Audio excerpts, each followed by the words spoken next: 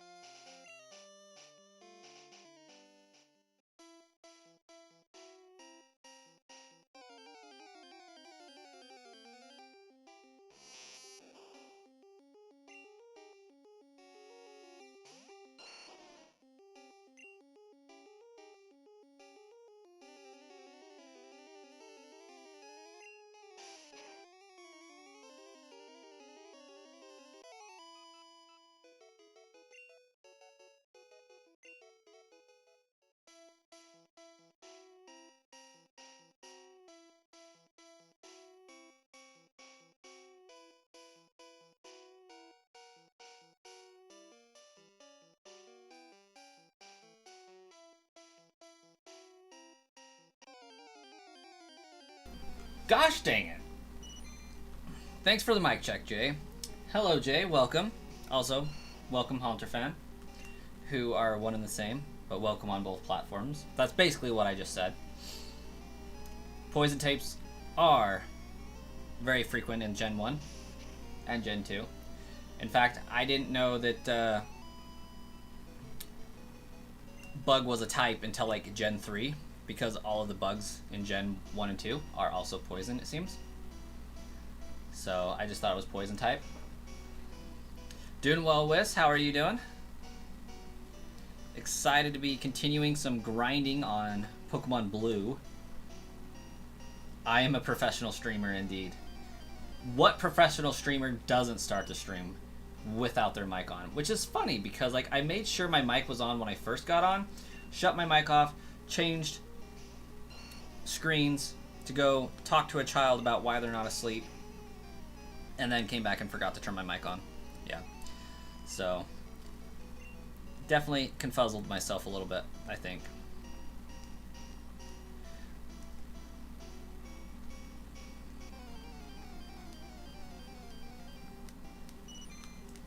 Also, for everyone who is familiar with like Granny Bee cookies, those sugar cookies with frosting on them, and those cookies at Walmart that are like the sugar cookies with the frosting on top, look like that. Why are these so dang good? Probably more of a shortbread cookie anyways, but Psychic wrecks about 60% of Gen 1. Yeah, so combine type weakness with Alakazam's special attack bullcrap. Recipe for disaster. Whis is here, has discovered how to use text to speech and shoutouts and stuff like that. Should have just asked, man. I could have told you. In Streamlabs, anyways. Or OBS Streamlabs. I don't know if that's what you're using or if you're just using OBS.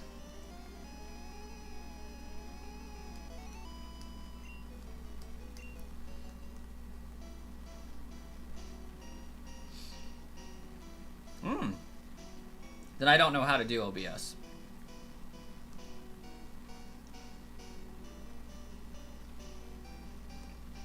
but I'm willing to learn. You should do a YouTube video about it, Wes.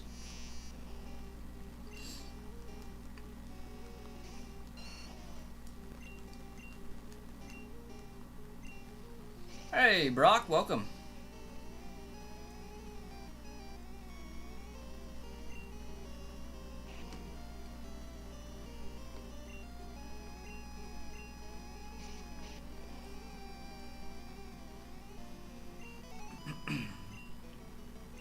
Twitch already getting their first ad break.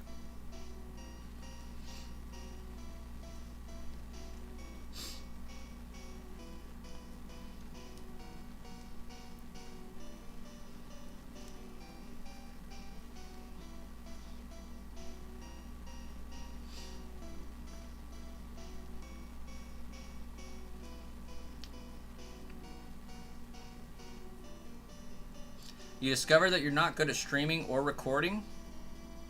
What? So why are you learning all this, Wes? Only one way to get better is to keep doing it. Honestly, dude. Go back and look at my Pokemon Sword and Shield. Yeah, that's why you should make a video on it so that I can go and watch it.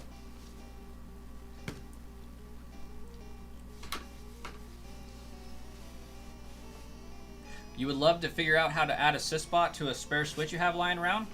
Well, I have several videos on my channel about doing just that.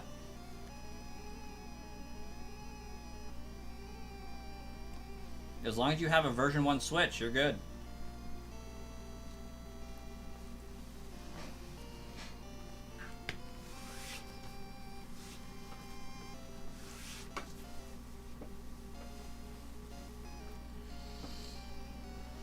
Brock channel trying to figure out what mods to do.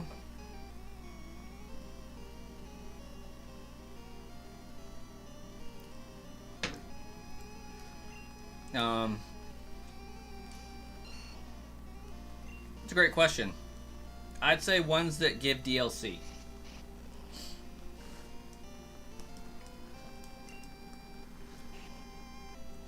Yeah, I wish you still haven't told me what your YouTube channel is.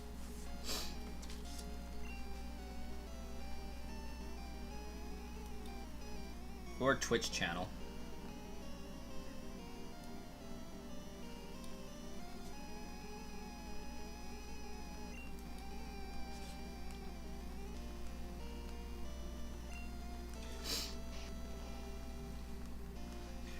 You did a Pokemon team to make the Pokemon as close to the FNAF animatronics.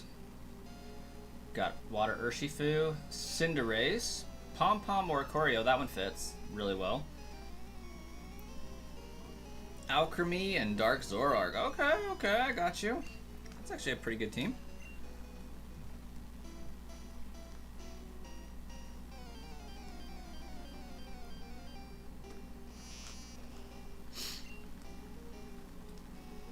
Today you streamed some Mario Wonder. Was this on Twitch or on YouTube?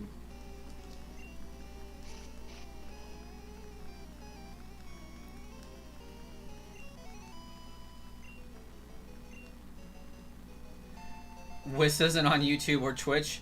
Check OF. Springtrap would be shiny Cinderace. Could be. Could be. Twitch. The problem here is that it's really hard to get an audience on Twitch, because that is the case. You have to research Twitch very well to know when exactly to stream. And then you have to know, you know, have the ability to stream during that time. How did Jay find out about that, Wiz? Process of elimination and mad deduction skills, I would imagine.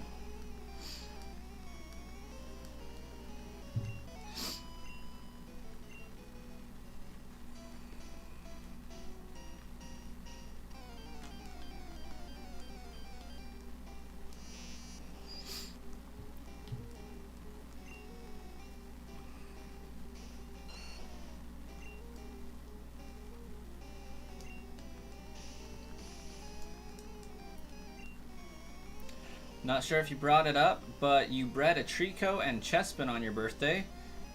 which you plan to use in ZA. Their nicknames are Vlad and Sage. Pretty good nicknames. Are they shiny?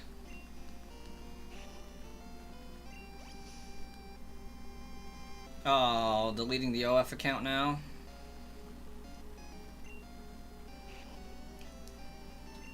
I mean, Sauce McGavin's always calling Twitch the equivalent of OF.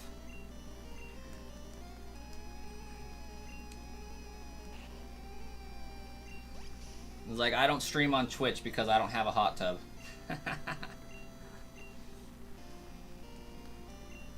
You also bred an Eevee? Nice. Are they like perfect IV Pokemon or just plain Jane, ready to go Pokemon?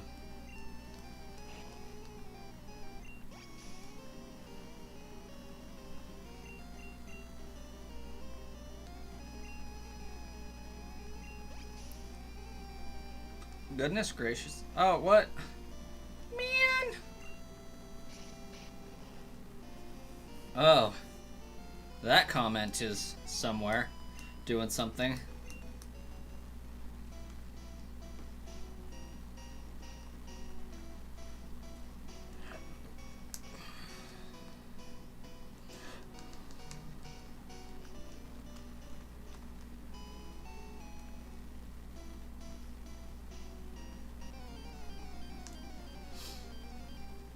Ready to go? You guess you bred them with Island Scan starters and as starters from X and Alpha Sapphire. Oddly specific, but okay.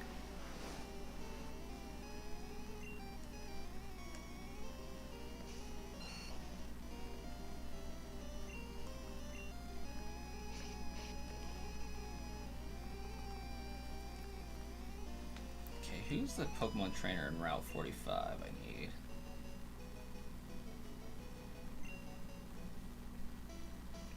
Harry.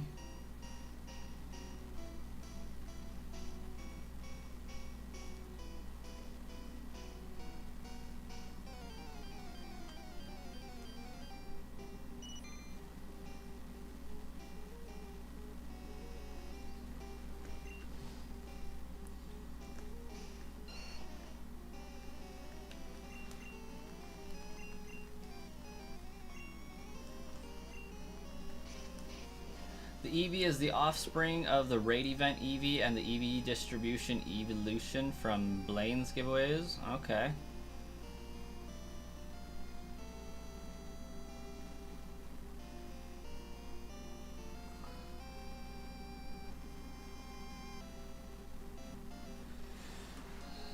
Salute you because I can pronounce that. If it was not already too late, I would have also included the Ashes Challenge, where you get some of his Pokemon and beat the gym leaders as he would. But I see that your Bulbasaur already evolved. Yeah. We got us an Ivysaur. We who are about to die. Okay. I can read that.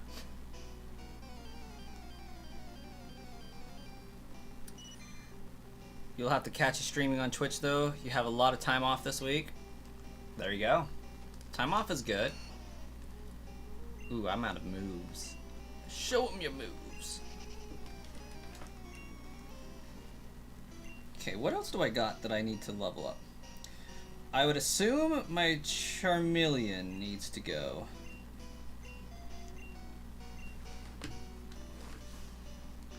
And then we'll start the cycle over and over and over again. Yeah, this challenge is gonna take a long time.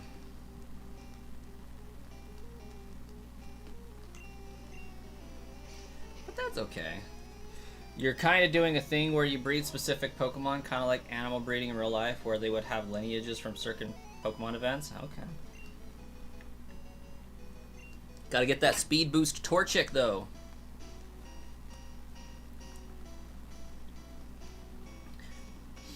That is the only non-legendary, non-mythical Pokemon I have ever cared that I have actually received.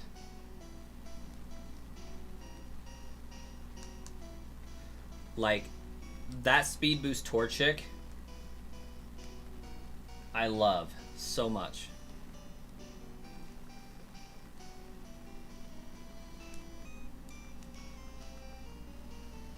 We made the rules easy, but we will be watching for a while. I don't know if the rules make it easy. The rules make it doable. For example, if I wanted it to be easy, we would allow missing no as a glitch. We would just say all glitches available.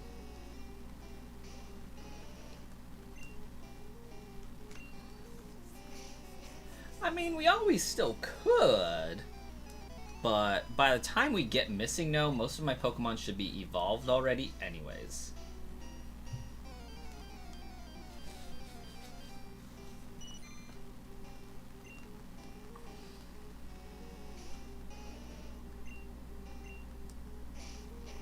You never got missing no? That's unfortunate.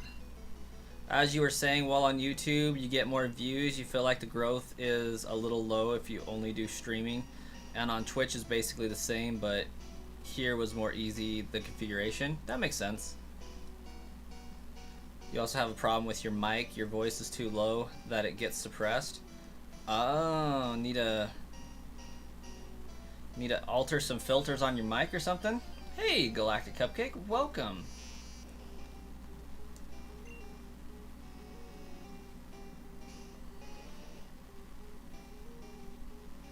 Oh, I got you, Brock. I got you.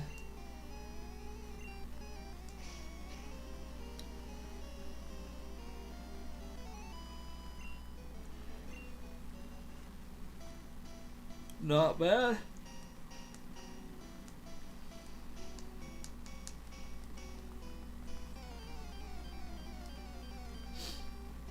So, do you guys think with all of these Pokemon I've laid waste to, I would have encountered a shiny under any other game?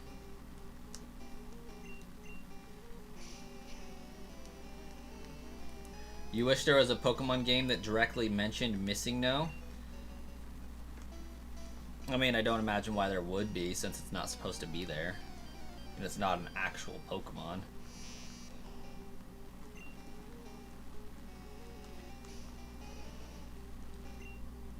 Allegedly, missing no is supposed to be a baby Kangaskhan.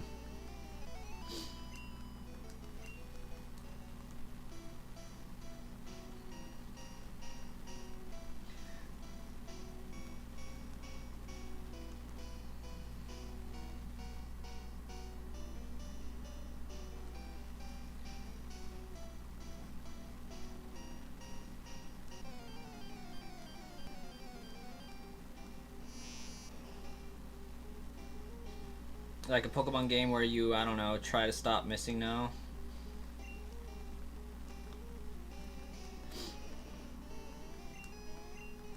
Maybe.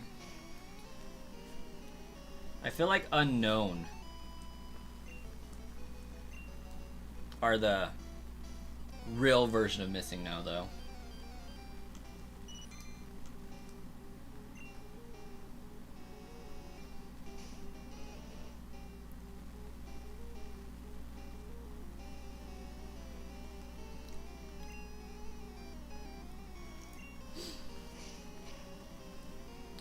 Fat chance of that one happening.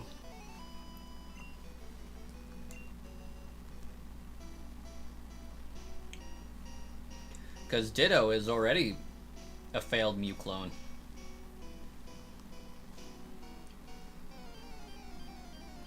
In the Pokemon fan game Rocket Red, you can catch missing no. That's pretty cool. Go fan games.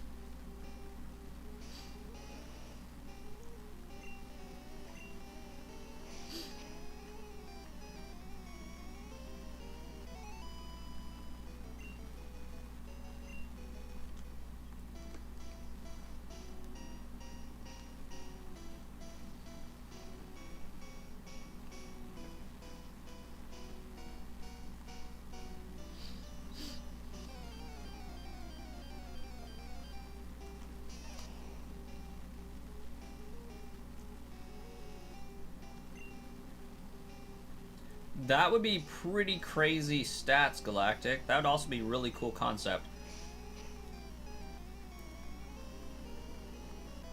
Every move is metronome.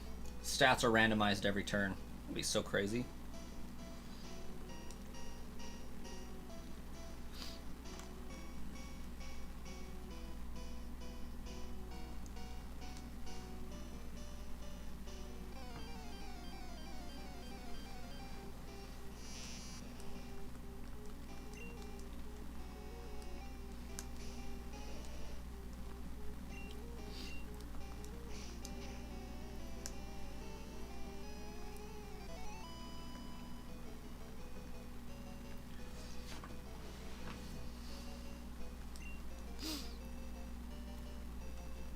I mean, they could make an inspired Pokemon off of Missing No. Give them a 4th evolution. The first Pokemon to have a 4th evolution, not counting Megas. Try training a Togepi in Crystal. Metronome is practically the go-to attack aside from Dizzy Punch. Hey, I love Togetic.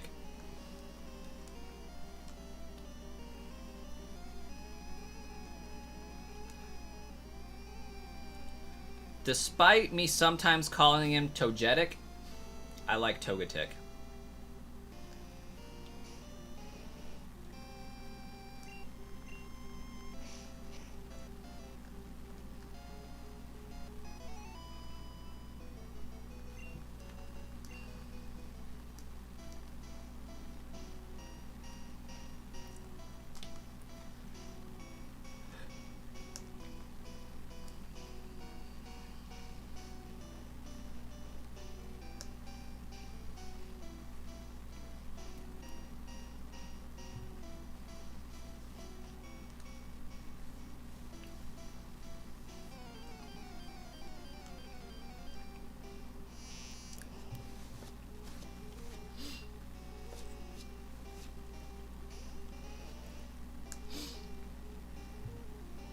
And just the more times metronome is used in succession, the stronger the move becomes.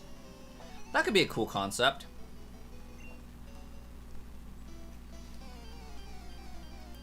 Metronome. Which turned into metronome. Which turned into metronome. Which turned into a base 500 attack Dragon Rage. That could be pretty cool.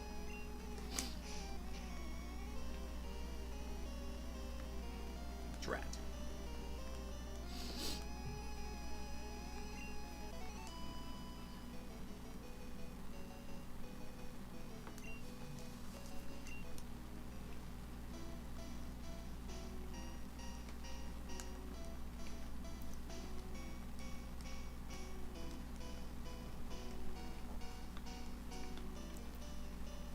You know what's really fun though?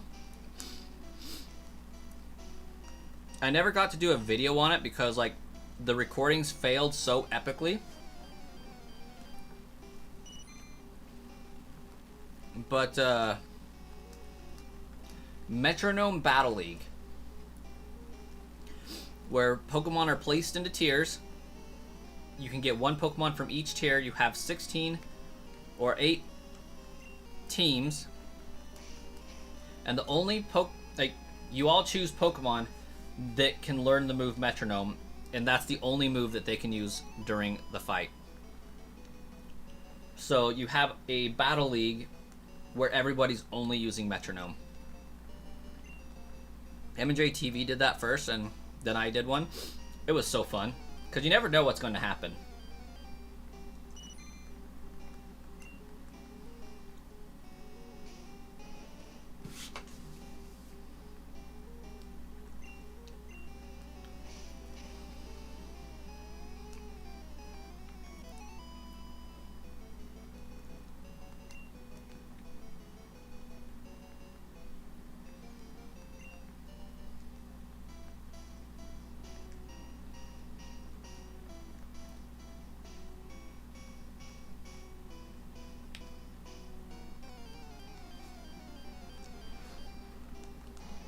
Kakuna.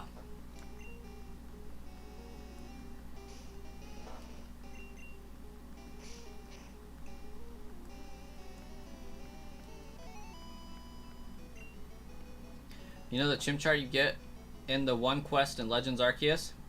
You gave 2 of them perfect nicknames. Harambe and Sun Wukong.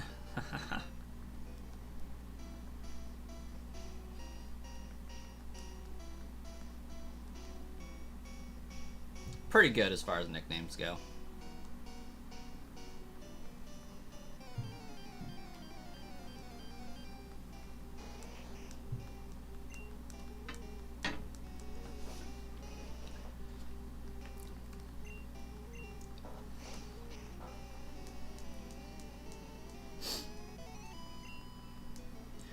You have a Gengar and you've taken it from Pokemon Go to Scarlet and Violet?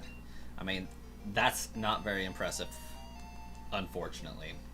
I mean, it's a Pokemon Go Gengar. That's where it started off wrong.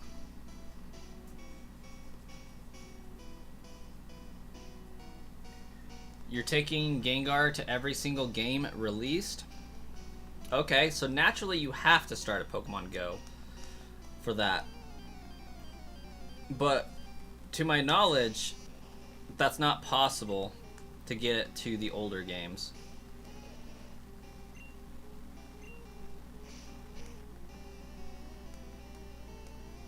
He went from Pokemon Go to Let's Go to Sword and Shield, and then he can go to BDSP and then Legends Arceus, and then he can go to Scarlet and Violet. That's about it.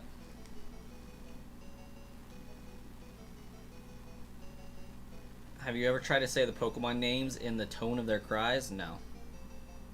Have not.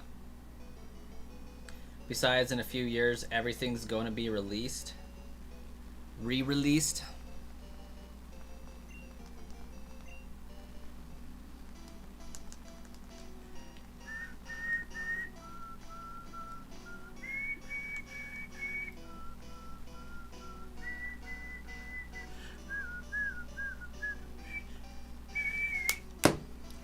I mean, maybe it gets re-released.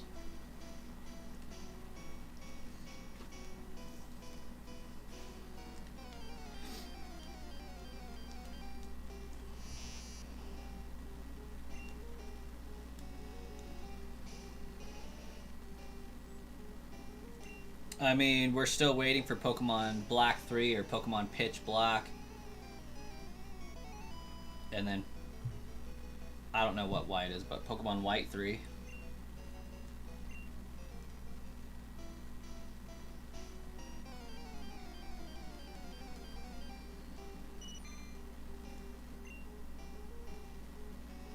I'm good, Brock. Because these cries that Pokemon do are really random.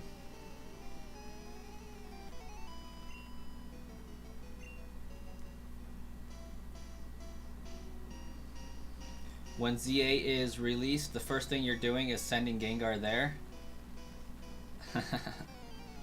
There you go. I mean, naturally, he'll be able to Mega Evolve there. That's kind of cool.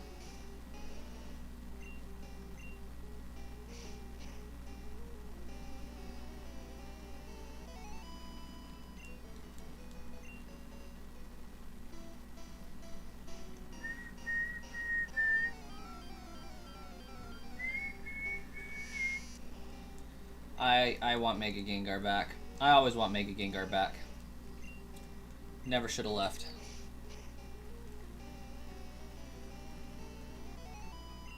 No, what I want is Levitate Gengar back.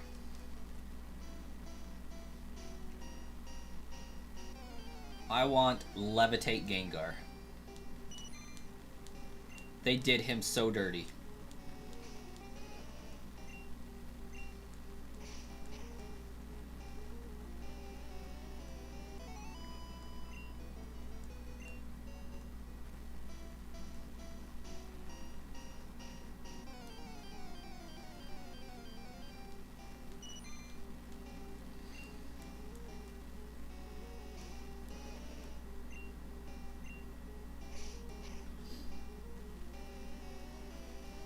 You will defend Gengar with your life? Better.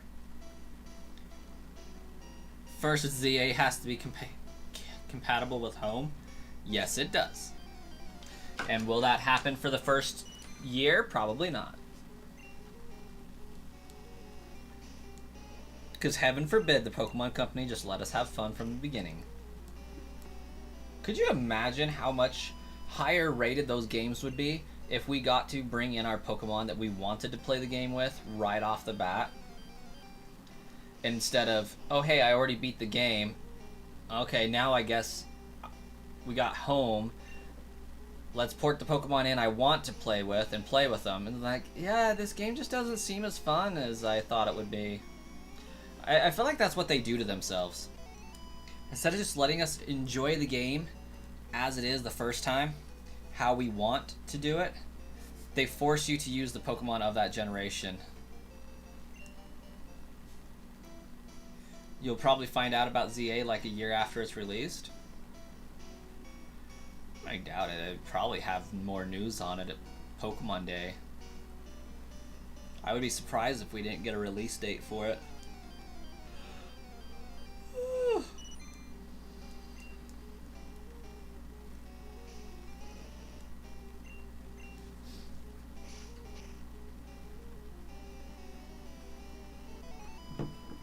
You were like a year late to Pokemon Scarlet and Violet? Don't know how that happened.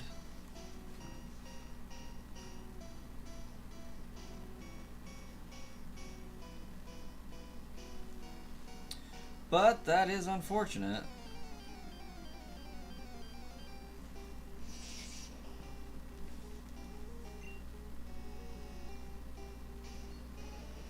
You just received nothing on YouTube? That's hard to believe.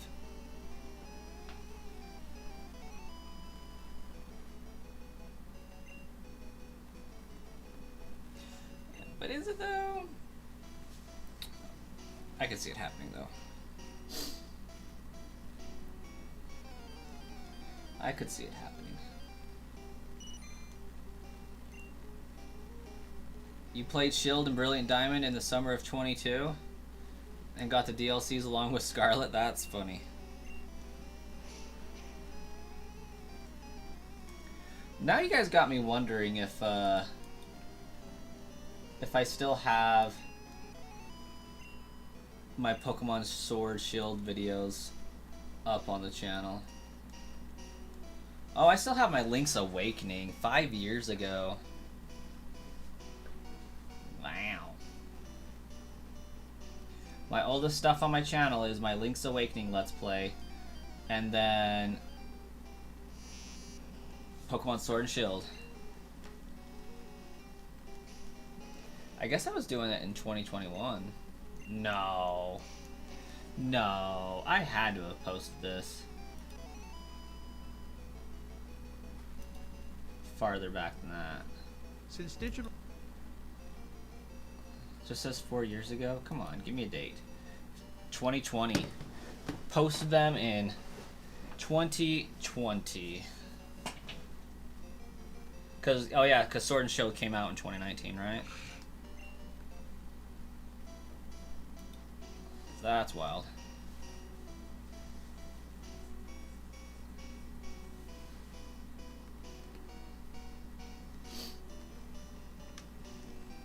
But yeah, I'm actually glad that Sword and Shield was something that I streamed on Twitch and on YouTube. Well, I guess I streamed it on Twitch and then uploaded it to YouTube as a video. But I started with the DLC. It was Let's Play Pokemon Sword and Shield for DLC.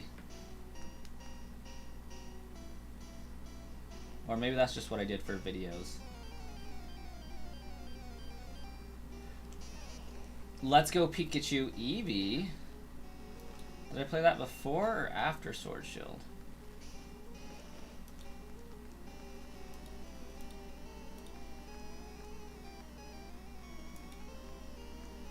Yeah, after Sword and Shield. I swear, I did a whole Sword and Shield Let's Play. Maybe I never ported those over. Legends Arceus was my Earliest streamed stuff? Ooh. Maybe probably deleted a bunch of crap. Ain't no way. Like, I know I did videos for Sword and Shield outside of the DLC. Anyways, you've never experienced a lot of bugs with Scarlet? Yeah, I didn't either.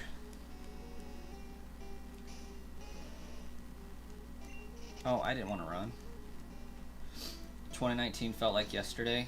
Oh gosh, that was a long yesterday ago. Long yesterday ago. Ain't no doubt about it.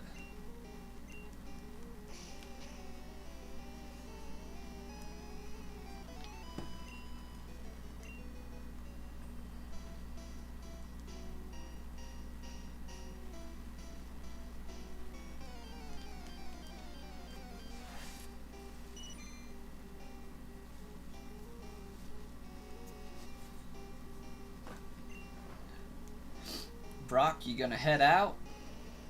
Make like a Diglett?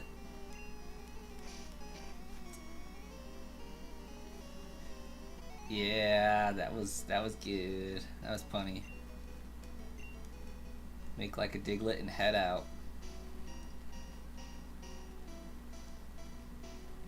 I'm still waiting for Mega Dugtrio, where like Cerberus comes out of the ground. Can you imagine Diglett's just like a 3-headed mole dog?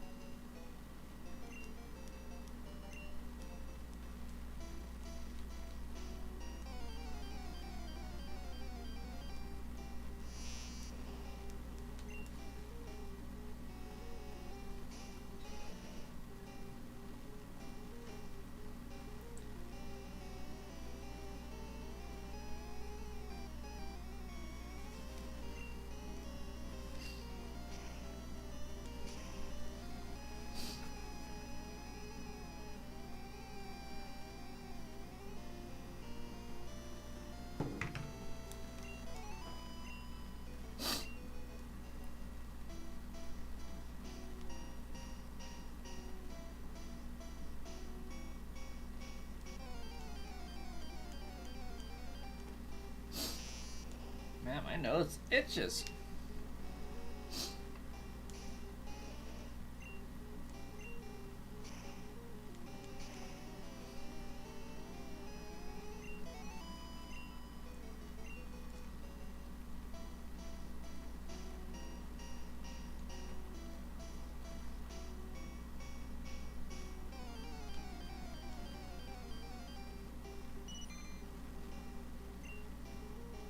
You're doing Shiny Cinderace as the Pokemon representative for Springtrap. Should you use a Duskull?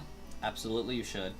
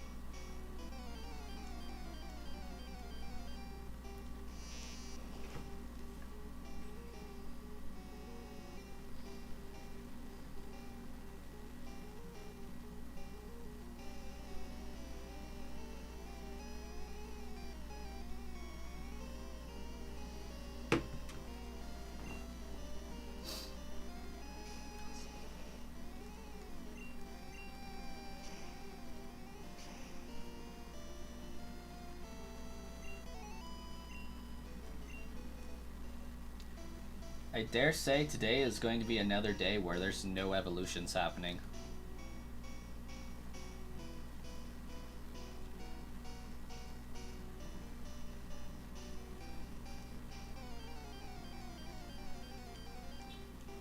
Kakuna!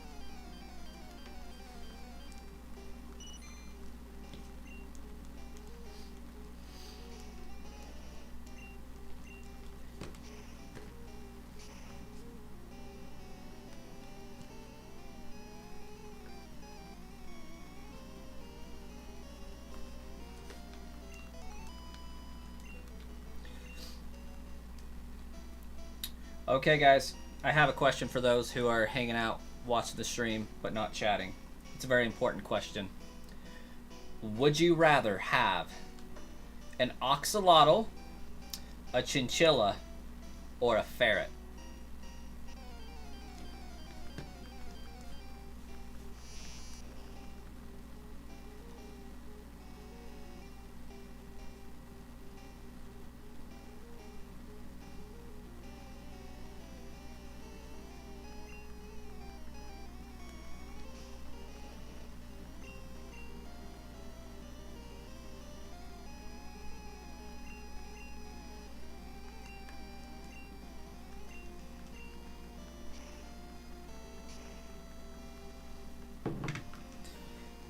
Axolotl. It's not nighttime in your game right now, so you're in a battle with shiny. So you're in battle with shiny Scorbunny. What about timer? Because Springtrap. You know what? I think a timer ball would also work pretty well because the springs are kind of like on a timer of sorts. It could kind of draw a connection between the sensitivity of the pins and the spring trap to the timer ball.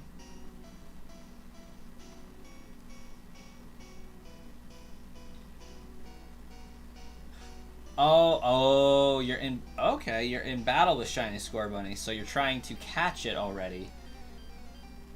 So the dusk ball would not be as effective. That makes sense.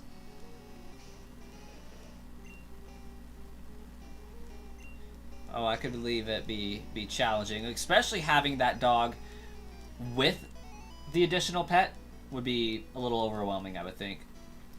Mainly because I'm pretty sure, regardless of how well the dog is trained, it would probably like to very much play with, maul, or otherwise have too much fun with a raccoon or ferret, especially the ferret. Because dogs like chasing rodent-like things. They're delicious.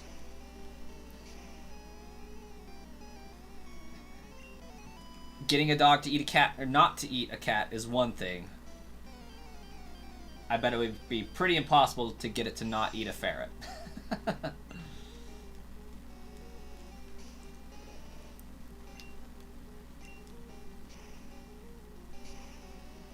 It blows my mind when people have pet dogs and pet rabbits. It's like, how is this working? A cat can fight back, but a rabbit's kind of helpless. All the cats we had, like, put our dog in its place so fast.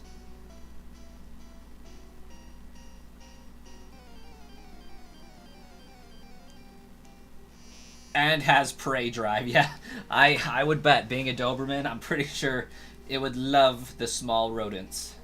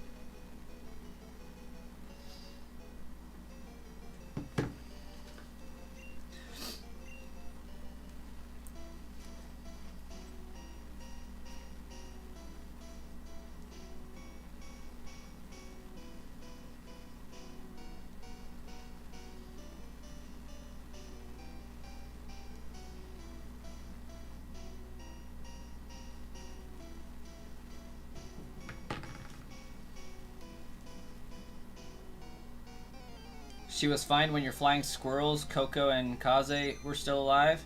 So flying squirrels are left alone. Land squirrels are hated by her, though. I forgot you said you had flying squirrels. That's another one that I think would be really cool to have. Like, if I ever get arrested, it's most likely going to be for taking a squirrel from the park or something like that. That would be the most likely thing to get me arrested, is if a squirrel came to, like, a picnic that I was having and it just happened to go home with me.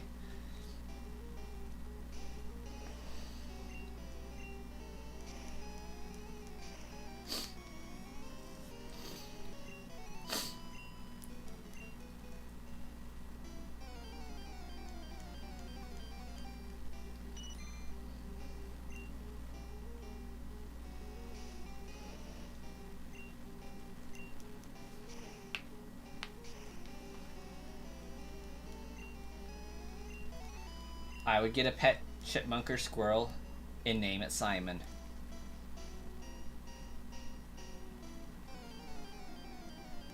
It is not illegal to take home a wild animal from the park.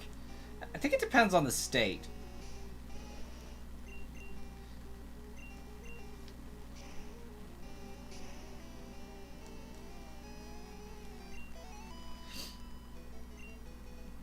Just consult your local veterinarian. I love it.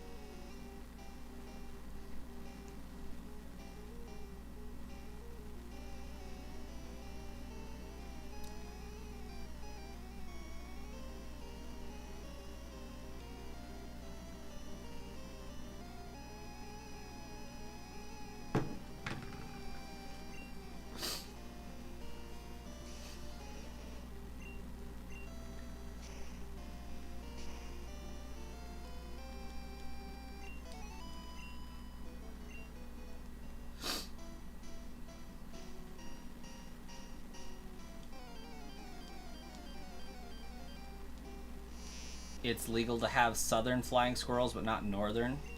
I doubt I would find a southern one here, since I live in Idaho. Well, yeah, I was gonna search that.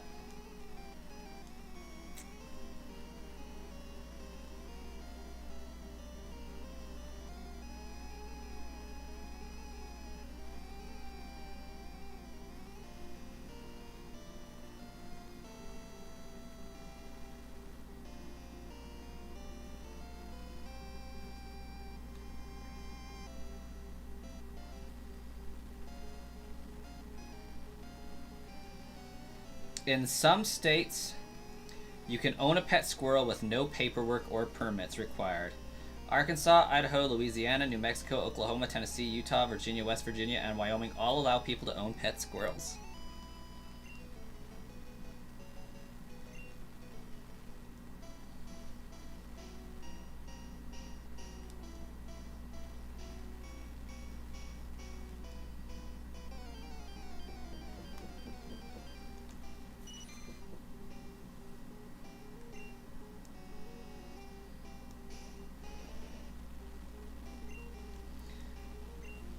So I can have a squirrel here.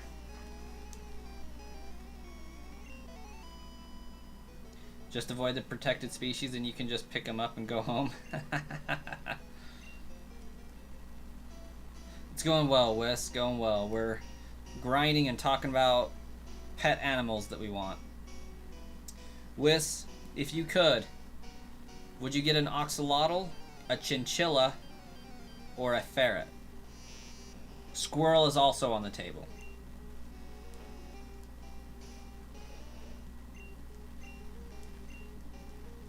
Oh, I'm done.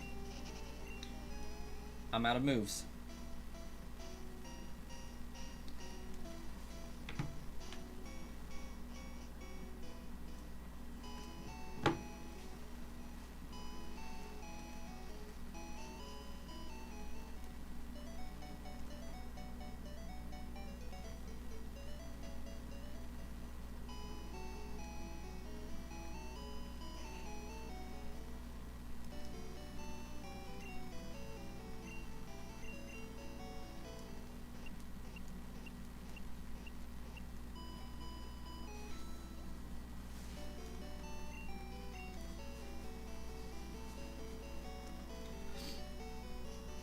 I would also like a trash panda. A trash panda would be cool. So would a red panda. Red panda would be so sick. You live next to a place where they take care of axolotls, so I guess that counts? Okay. Gotta make sure to do your research before getting a squirrel? Yep, absolutely.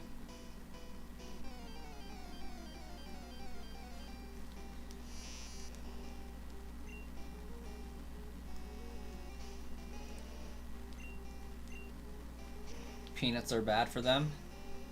Yeah, I think they're too fatty or something. Gotta get them acorns. That was a joke. That was a reference to Scrat. But I imagine they do eat a lot of acorns since they typically like try to build their nests in oak trees. That would make sense.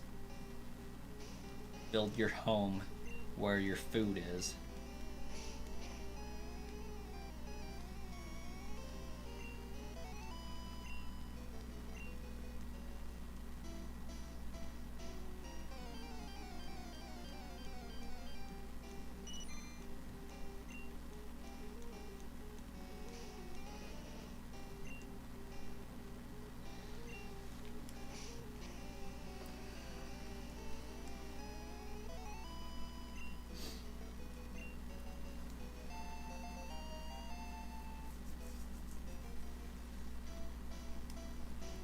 Ten more levels and we're done with Charmander. Charmeleon and Charizard.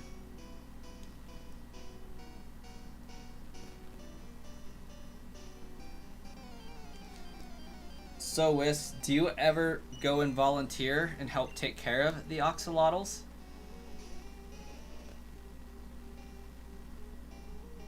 Ordered mealworms on Amazon. Makes sense.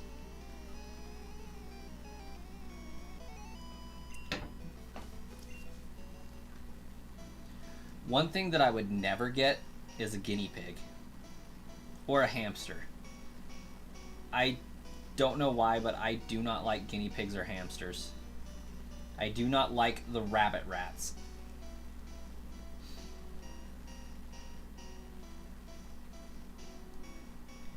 But chinchillas are poofy, so like they get a pass.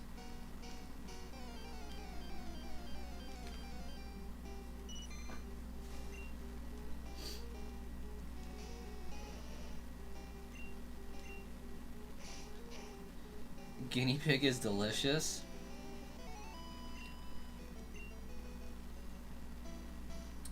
Were guinea pigs like bred to to hunt something underground?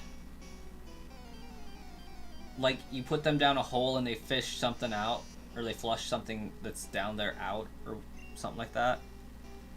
Am I like misremembering something? Is that a thing?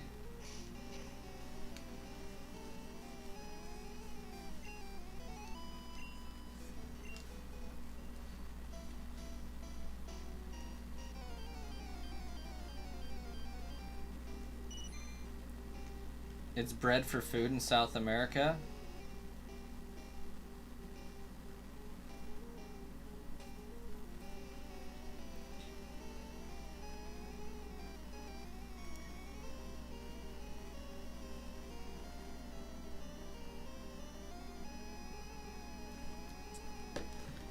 They originated in the Andes Mountains.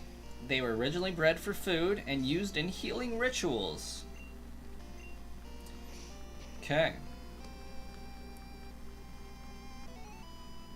They brought them to Europe in the 1700s and they became popular pets. They're most active at night and forage on various plants.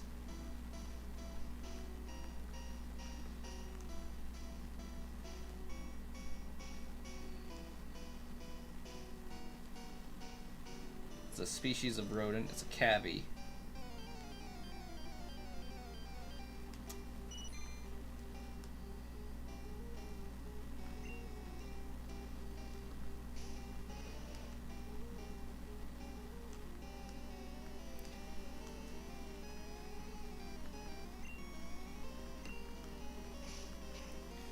Dachshund are bred to go down hole hunting rodents. Okay. Make sure to find a vet that knows how to take care of exotic pets in case something happens to your flying squirrel. Their cage has to be big, especially height, and needs soft bed bag that hangs down. That makes sense.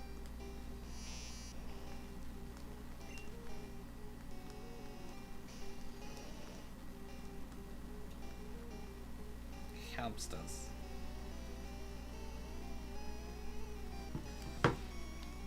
Yeah, I don't know. My teacher in 3rd grade had 2 guinea pigs in the classroom and made it like a class chore that you had to pick. You got picked for a day to redo their bedding and clean their cage or whatever that week. Not a fan.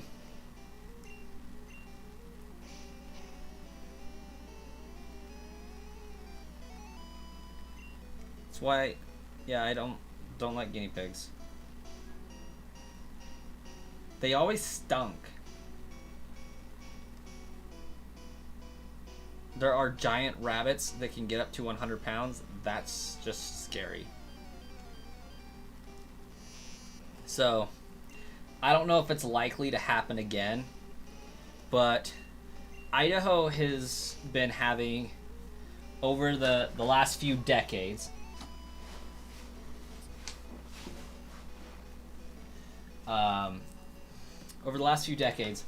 Idaho's had a on and off battle with rabbits, right? So it's wolves and rabbits, and they go back and forth. So there's like 2 campaigns. It's delist wolves and don't silence the howl. So they keep going back and forth on whether or not the wolf population is too high, or whether we need to list them on an endangered species so that we can keep and preserve them. And so it bounces back and forth really drastically. Like, one year it'll be, oh, we need to delist the wolf so it can get the population down. And then like the next year it'll be, we need to relist the wolf so that we can protect them, because like it's just hard finding that middle balance. But like, when they go to extremes, the rabbit population in Idaho goes up drastically, like scary high, to the points where there's just like a field of moving rabbits. Like, you can't see plants, it's just a moving rabbit field. And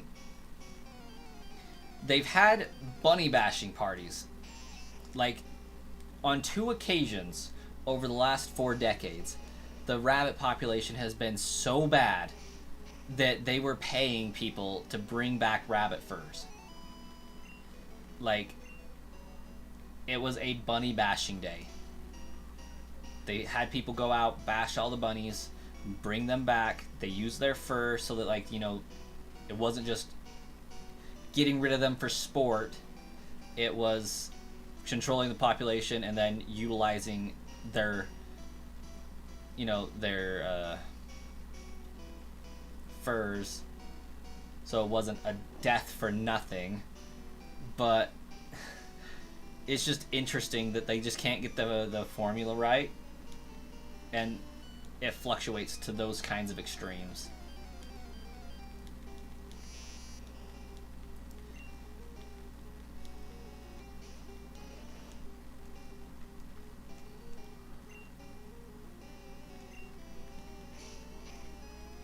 They don't hibernate, and their fur has an oil in it that repels fleas and ticks. That's pretty good.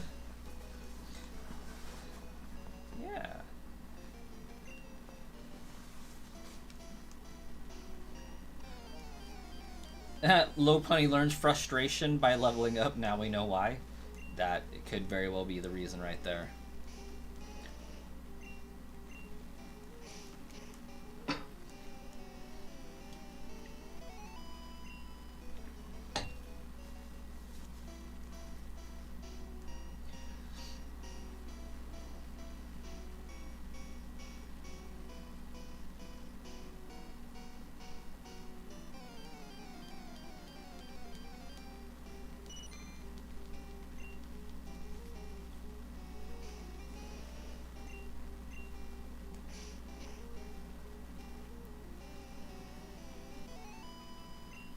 And I've never really wanted a pet rabbit.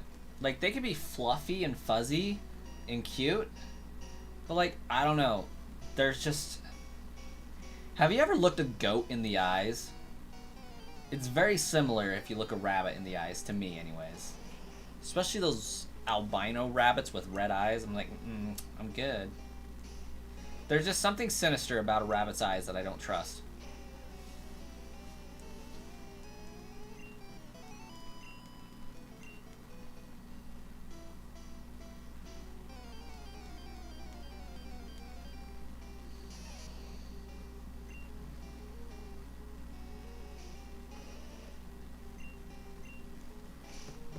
I think I know how to explain it, okay?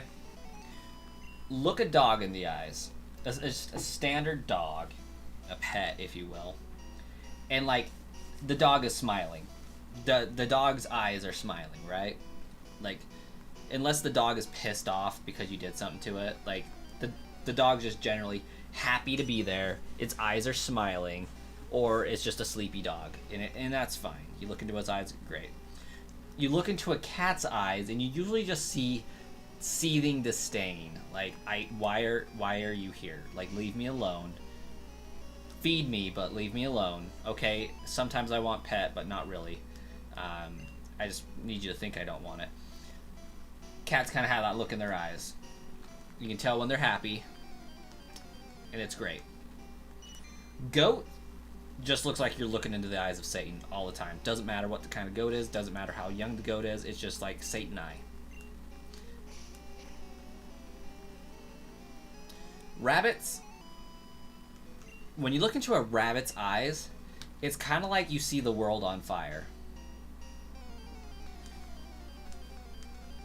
That's what the look in the rabbit's eyes is. They're waiting for the world to burn.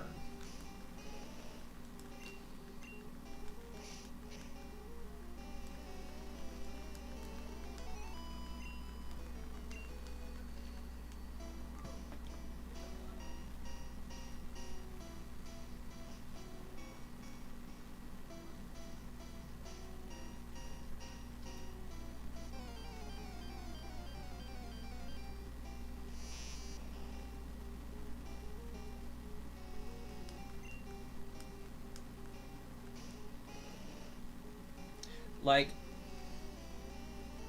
if I had to get a rabbit, It would have to be one of these ones with the ears that flop downwards.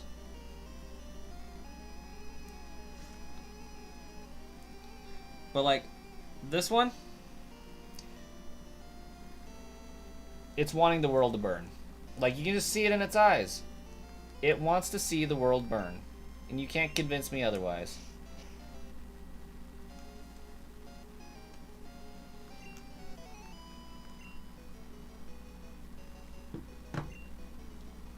And that's why I'll never get a rabbit.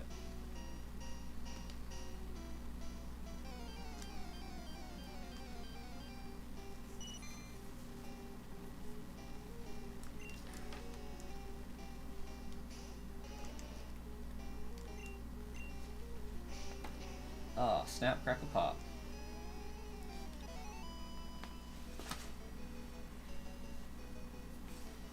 Caught it.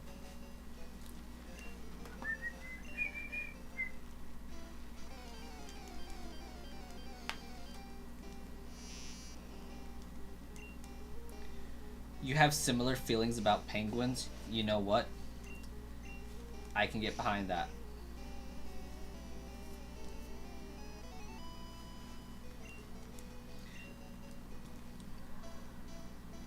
It's because we call them a bird. They can't fly and they like to live in water. I would be pissed off too if I couldn't fly and I was called a bird.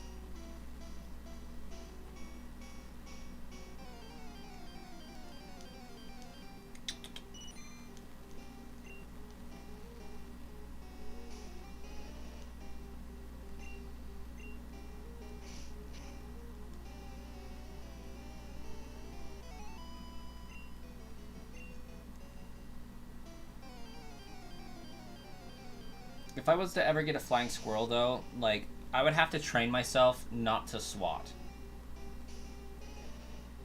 Because, like, I could imagine, you know, you install the track run across your ceiling so that they can get up places high, and they like to jump off and kind of glide. Now, if they're playful like cats, they'll probably try to jump and glide at a human while it's walking. If they do that and I'm not paying attention, my instinct would be to go like that when I see something out of the corner of my eye flying towards my head. I would hate to have to swat a squirrel. That would feel really bad. So I'd have to train myself not to react to things like that.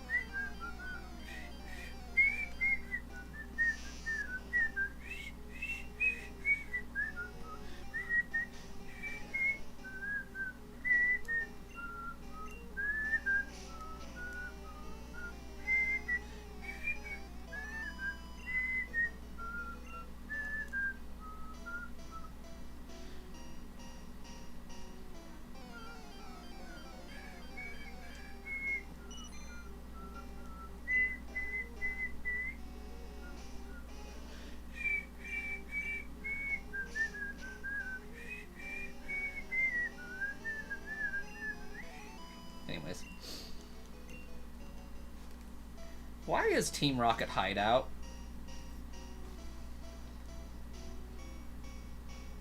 And Viridian Forest the same music? At least I feel like it is. Maybe I'm wrong.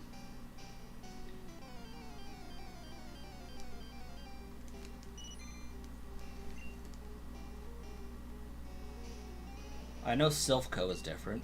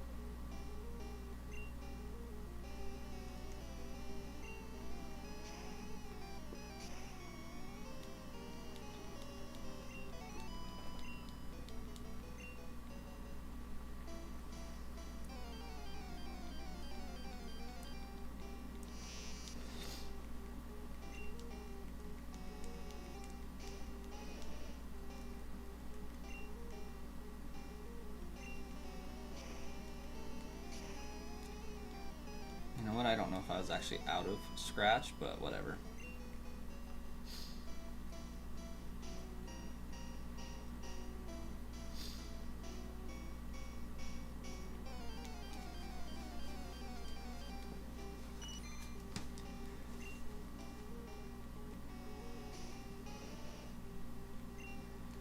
Yeah, if I got a flying squirrel, it would be named Emolga.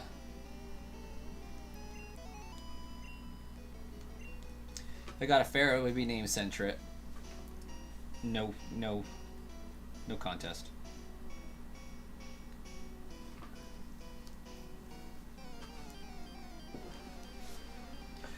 All I know is we need a very much more obvious raccoon Pokemon, because Zigzagoon ain't it.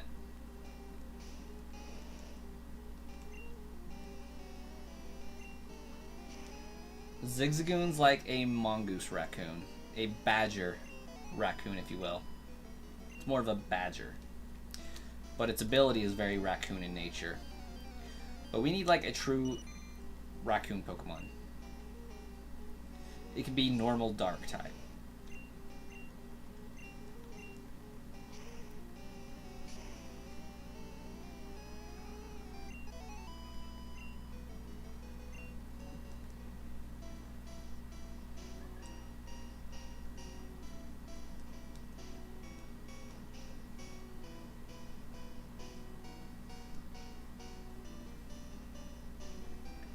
And it would have to have like leftover, spit up,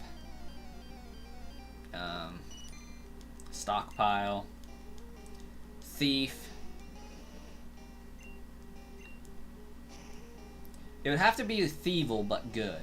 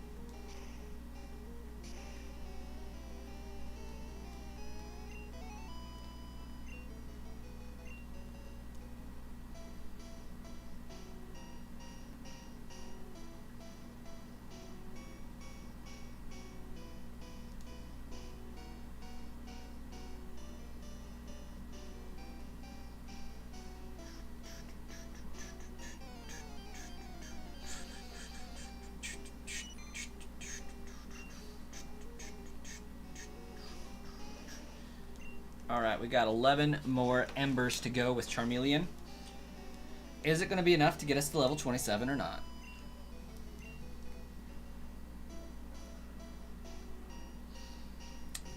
We'll find out soon, I suppose. Well, at least the first gym is going to be really easy. Oh, yeah. First gym is going to be a cakewalk. Venusaur is going to rock Brock. Pun intended. On all of the levels.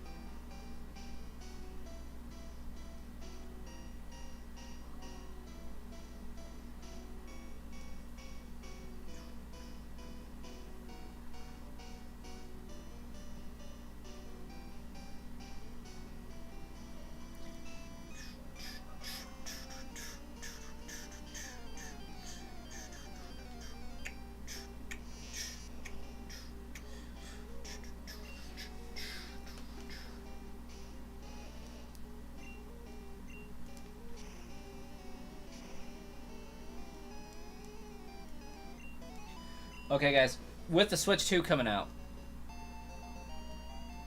Oh, yeah. Or I could just wait till that happens. Yeah, I could check the summary and see, but then that takes time away from grinding. But, Switch 2 coming out. Rumors swirling about a Super Smash Bros. 2. Well, not 2, but a Super Smash Bros. Game coming out for it. Rumors of characters that are in the works. Rumors that all of the previous characters returning plus some.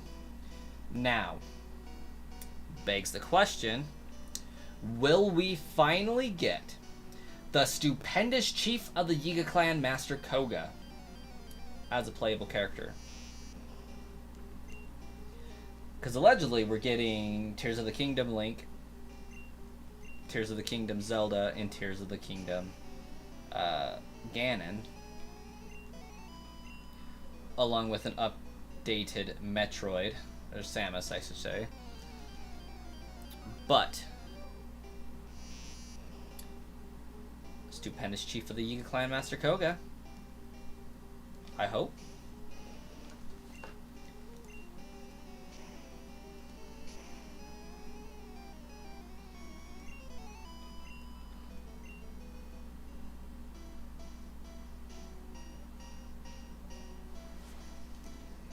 Would be a fun little play on Sheik, at the very least.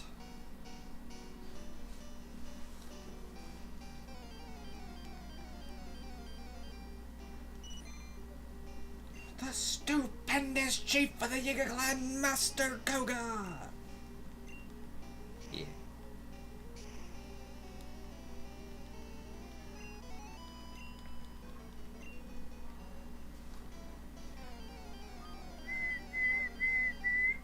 He fell down a hole. Could have been a warp pipe. Indeed it could. Oh wait, Jay. We find him again. He fell down a hole in Breath of the Wild. But then we go to the depths.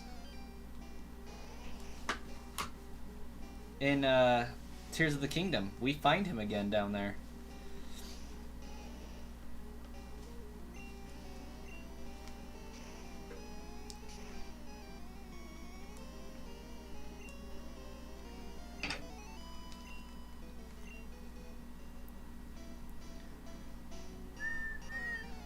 Donkey Kong will have more fun with bananas? Indeed.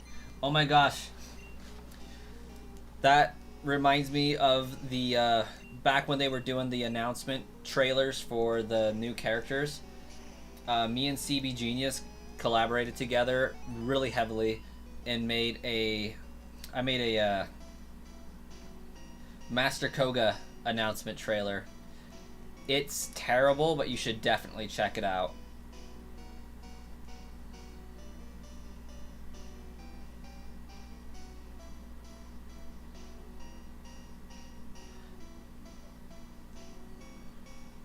It was a play on King K. Rool getting announced, along with Banjo and Kazooie.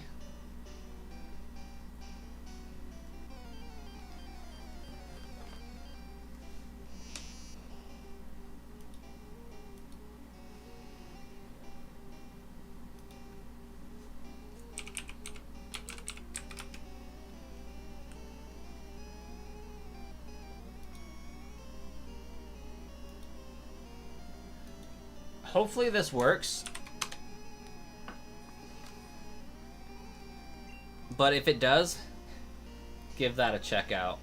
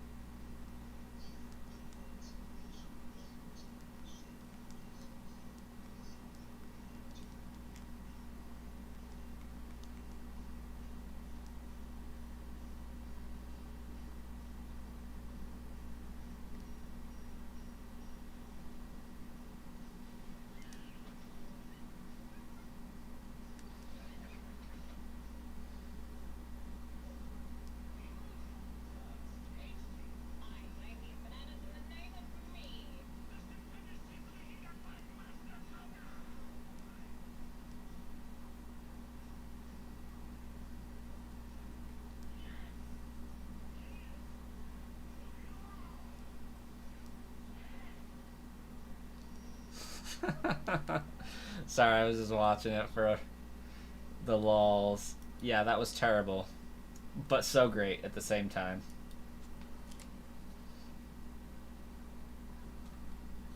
Let's get the game volume back. Bye, Swayze. Welcome. How goes it? Well, I hope.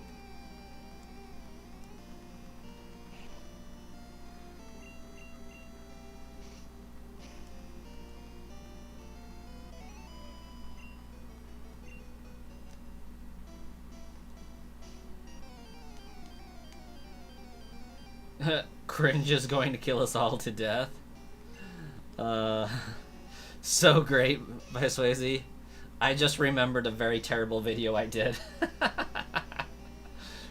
Oh, that's wonderful.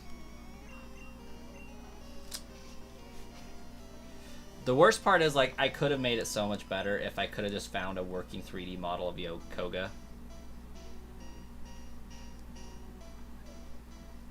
Brock is about 2 weeks out, it seems like.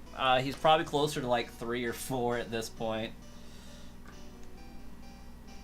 Because still got to get these guys up to Charizard, Blastoise, Venusaur. So I got about, yeah, that much. And then I got Nidoran to evolve. Pidgey to evolve. Spearow to evolve. And then I think I'm done. But it will go tremendously faster after I get the starters in Pidgeotto. Or Pidgeot. Currently hunting shiny Giratina on your Platinum run, but your Sapphire run just has Metagross and Salamence, and you're finished. Oh, there you go. Getting that good old Beldum from Steven Stone after defeating the Elite Four.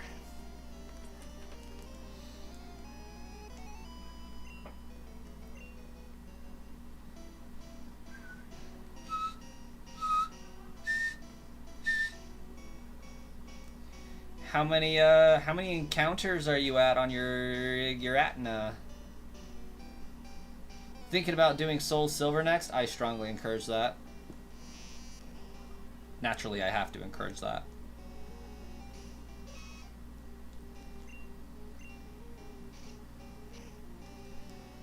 You could just Brock through walls to get EXP share.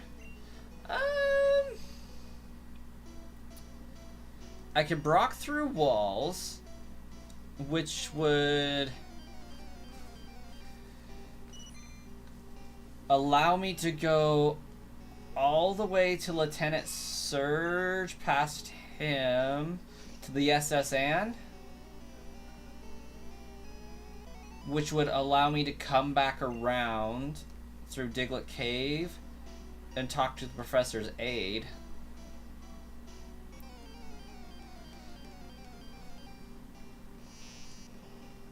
But I don't know if that should be allowed. Like, obviously, brocking through walls is allowed. But that was strictly to get money so that I could catch the Pokemon I would need. Because I did something a little extra.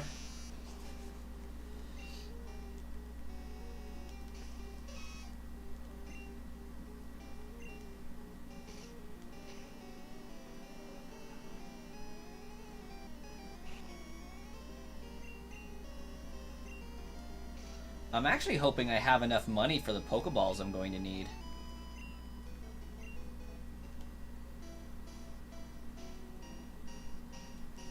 You would only do it for stuff that is needed? I agree.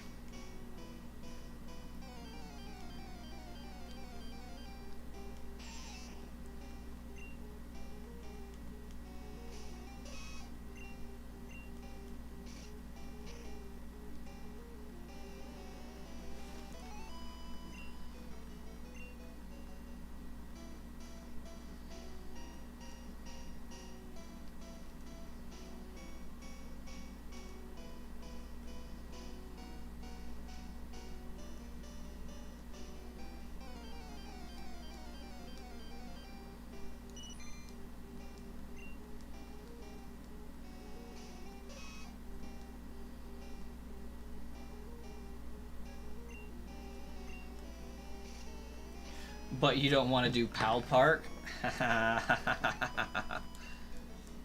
Oh, Pal Park is brutal.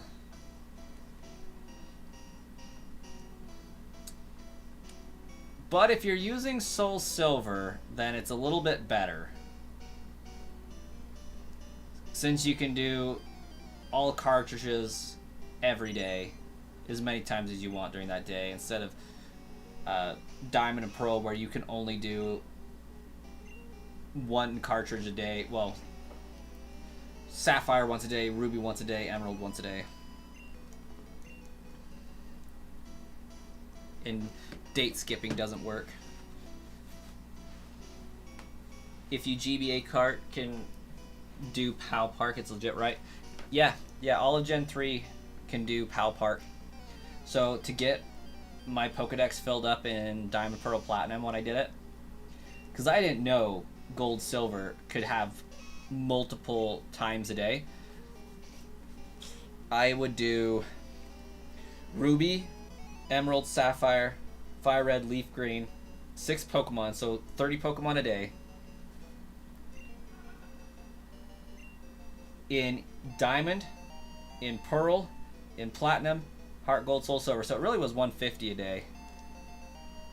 And then I would trade them all over. It was exhausting.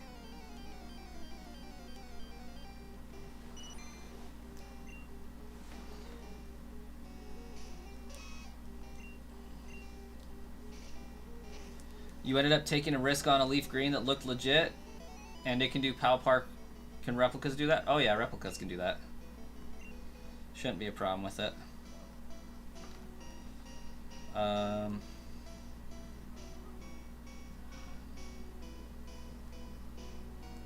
Oh good, they evolve at level 16. Okay, we might have a chance at evolving some Pokemon today.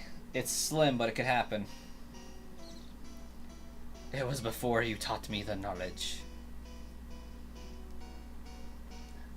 Do you know the way?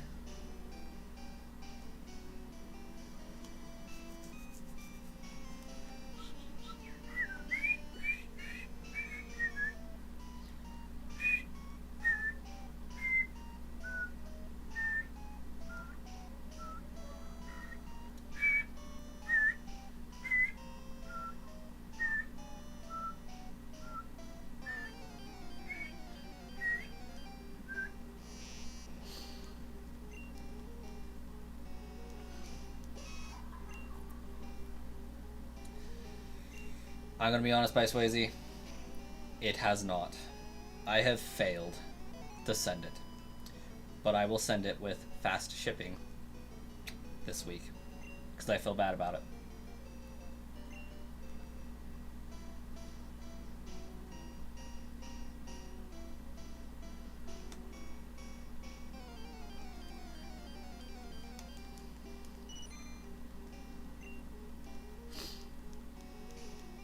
Because this week, I don't have to run the other errands.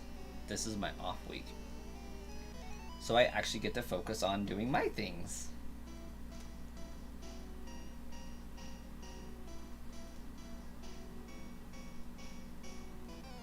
Oh, you're just making sure you didn't send the wrong address? Yeah. Tuesday, I got strapped with going to the bank with the wife, doing a little grocery shopping and all that. And trying to go to the post office with 2 kids just wasn't happening. So, this Tuesday, I don't have to do those errands. So I'm free to just go to the post office. And it will be great.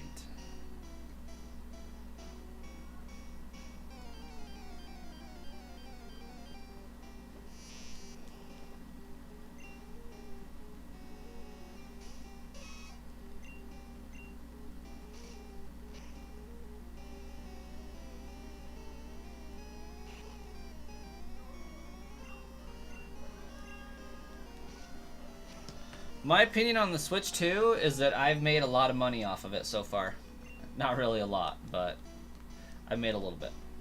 I think Nintendo shot themselves in the foot with the Switch 2 announcement. Like, I'm going to get it, absolutely, because it's the Switch 2. I mean, I have to. I just think waiting... Like, we've known about the Switch 2 for so long that rushing out an announcement trailer for it because people dropped what it looks like online and Nintendo being pissed off that the surprise was ruined, like, really floored me. Like, I think that was so dumb on their part. They really shot themselves in the foot. What they should have done is rushed the specs video. It's like, okay, so you guys are going to ruin our parade, rain on our parade, and showcase what the Switch looks like without our permission in advance and leak that. We're gonna give you guys the stats behind the Switch 2 instead. I think they should have rushed out a video like that, because what it did was people were anticipating very highly this video coming out the 16th of January. And the stock price rose accordingly. People were getting excited. People were wanting to buy the stock. Like, oh my gosh, they're going to announce the Switch 2 soon. This is going to be great. The stock's going to go up. And it did. And I had bought it earlier, and then it rose to like $15.80. I sold it. I made like $15 to $26 playing around with 15 Nintendo stocks. Granted, they're American versions, so you know, they're like, I bought them at like $14-ish a piece, sold them for around $15 a piece, so I made like $1 on each one of them, maybe a little over $1. And so, like, I was able to make a sale and make, you know, 15, 20, 26 bucks, somewhere around there, from anticipating what was going to happen. As soon as I saw the video, I sold my Nintendo stock. I was like, nope, it's going to tank. And it did. Hardcore. Because it was such a disappointment. Like, well, it didn't tell us anything. It just said, this is the same crap you already have, but it can play Switch 2 games. And most Switch 1 games. But because they didn't say, okay, it's going to be 1080p native in handheld mode, it's going to have a 2-hour battery life, it's going to run at 60 FPS, or, you know, whatever the stats are on it. They did none of that. It's going to have this much processing power for new, innovative games. Games like Tears of the Kingdom are going to run twice as good. You know, nothing like that. Nothing saying why the average gamer that made the Switch so much money, nothing about why they were going to want it. Of course, Nintendo fans already want it, because they know a new Zelda game is going to come out on it, and they want to play the new Zelda game. So Zelda fans are going to buy the new console. Pokemon fans going to buy the new console because they want to play Pokemon. But the other 80 million people that bought the Switch, or whatever it was, why do they want the upgrade? Nintendo was supposed to tell them, and they didn't.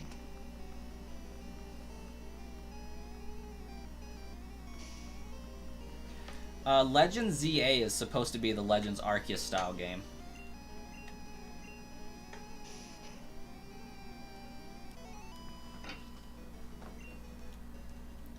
It's like, yeah, you got your hardcore Nintendo fans. Let's say 10 million of them. You know, let's lowball it. 10 million of the hardcore Nintendo fans going to buy the console just because it's a Nintendo console. I think they said that the Switch sold 85 million copies. Why are the other 75 million people going to want to buy this new console when they already have a perfectly good Switch at home? You want trainer battles, gyms, etc., not just tasks to progress the story? I suspect highly that we will still have gyms, because from what they say, all of ZA is going to take place inside Lumio City. I think that's the name of the city.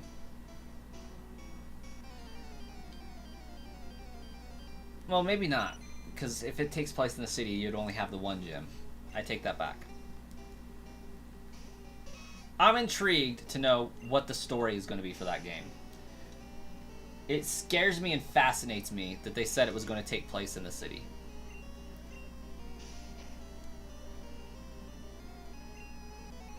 But yeah, Legends Arceus didn't have much for trainer battles, did it? Except for Volo was very difficult, and I love it.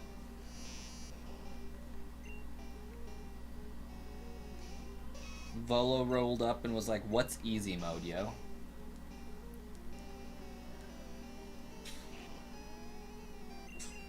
Okay, Nidoran, you can do it. You gotta show the progress for the stream. Come on, man. You can do it. Oh my gosh, yes, I wish they would too. GBA games would come out on the Switch. Emerald on the Switch would be a godsend. Like, that would be fabulous. I believe so many people would die happy if Emerald came out on the Switch. And, like, we already have the GBA online, so there's no reason why Pokemon can't be on the Switch. Saffron proved that the city can have several gyms, just one official league gym. Yeah.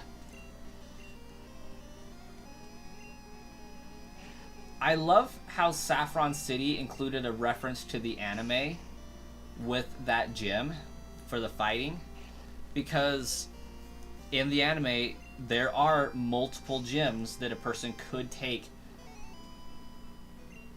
to get to the Indigo League.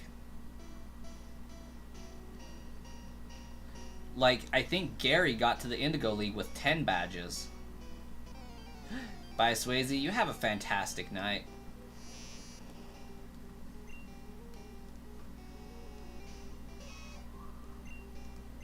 Like, we only have these gyms in this game because they're the gyms that Ash fought in the anime, or something to that effect. But there are more gyms than this. Or maybe Ash fought those gyms because these were the gyms we had in the games. But there are more gyms than these.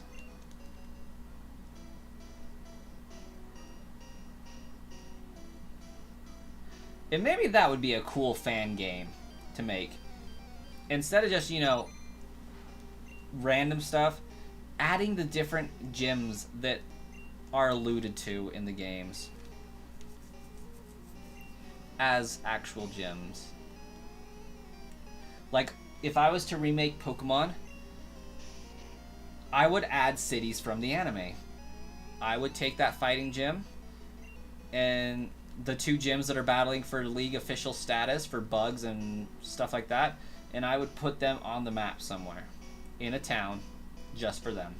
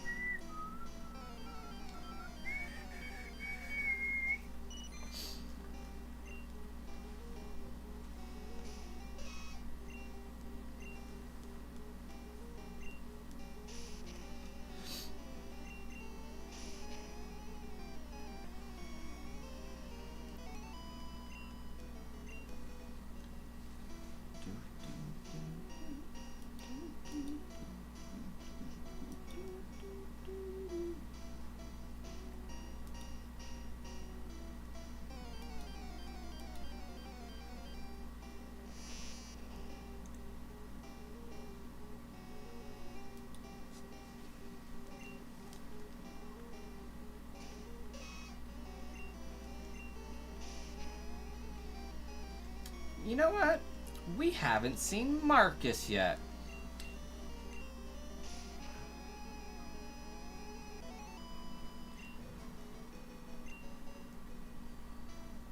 We also haven't seen Shark Lord or Wookiee. I haven't seen Wookiee in so long.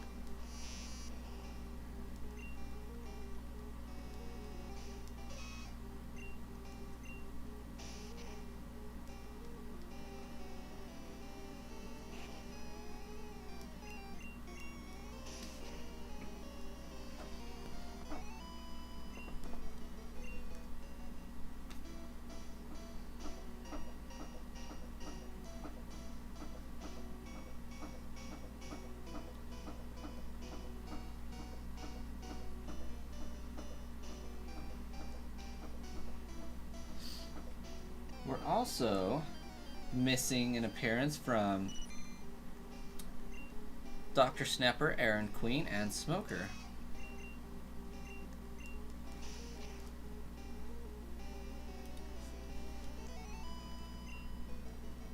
But there is still time.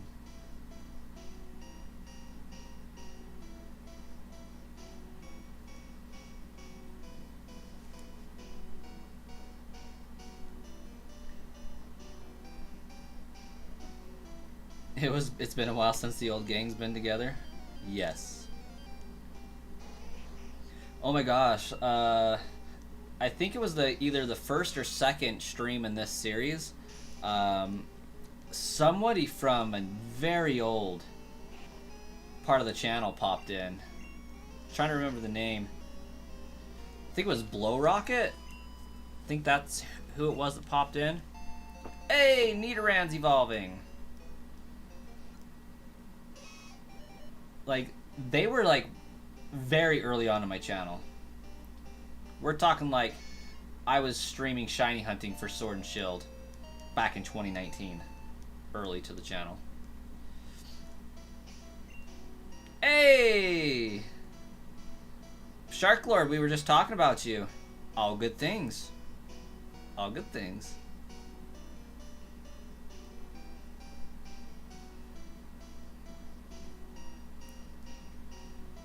Yeah, I was saying we were missing about 7 people that normally pop in for a brief amount of time.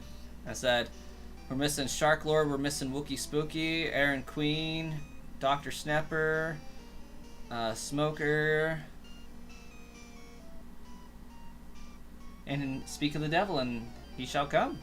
Shark Lord is here now.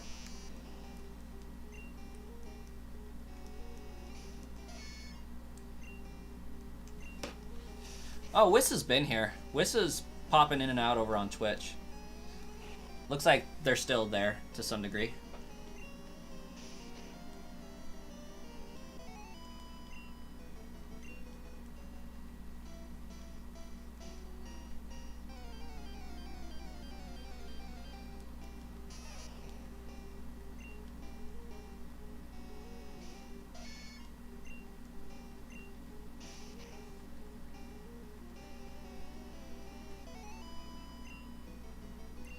You may head over there when he comes back to say hi. Yeah. I think he's still there, just, you know, AFK. I think he's lurking.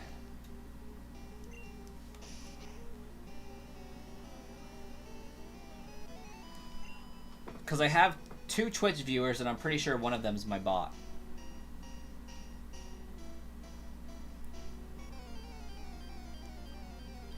Why am I still leveling up Nidorino? It's a great question. Because I'm an idiot. Thanks for that catch. Because I can use a Moonstone. You're in Kentucky right now after a 9-hour car trip yesterday? Man, Oh, Jay's still on Twitch. Okay, that's the second viewer.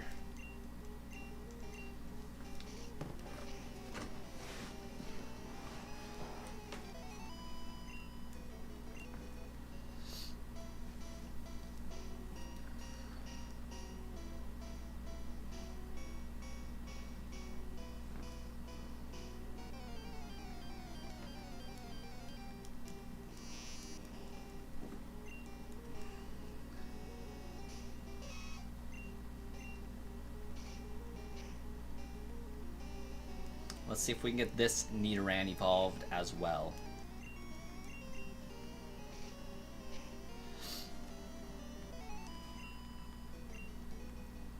Ooh, that was some good experience.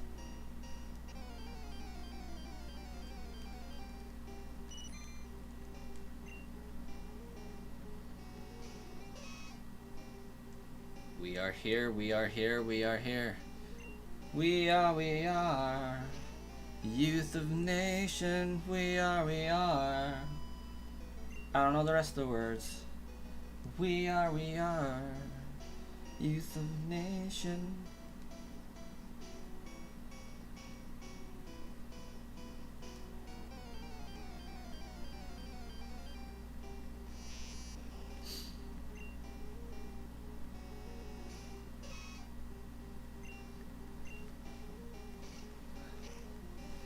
You were thinking of Horton Hears a Who? Gonna be real honest.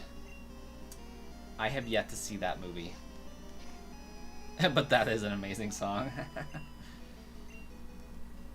See, I can't sing a lot of the songs I like on stream, not because I'm afraid of monetization issues, but because they're in Japanese and I don't know the words. You're currently collecting every DIY recipe. Shark Lord, how would you like to have access to all of the DIY recipes instantaneously at a keystroke? It was a book, you know. Yes, indeed it was. However, I never owned that book. Which songs? That is a great question. Okay. As far as J-pop goes, anything by Claris is amazing. Just gonna throw that out there right now. You go to Treasure Islands for the ones except the Celeste recipes. What if I told you that I could do a Treasure Island right here on this channel? If I sing it, I can't be demonetized. That's true, because it would not sound close enough to the original. It would be very off key.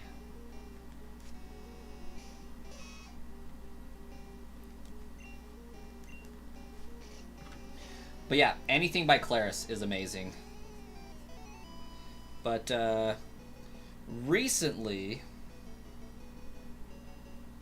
I've been listening to Mad Kid. They did the theme songs, intros, and outros for Shield Hero Rising. Hiroyuki Sawano did the theme song for, well, basically the entire soundtrack for Kill la Kill. There's a song that I need to find.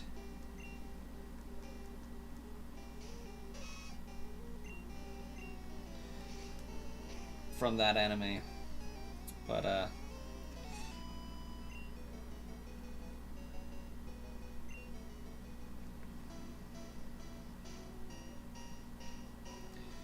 what is Otonoke?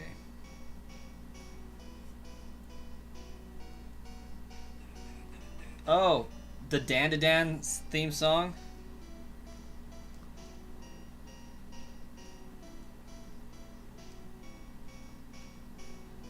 Oh, because you don't spell it in Japanese. The name is in English.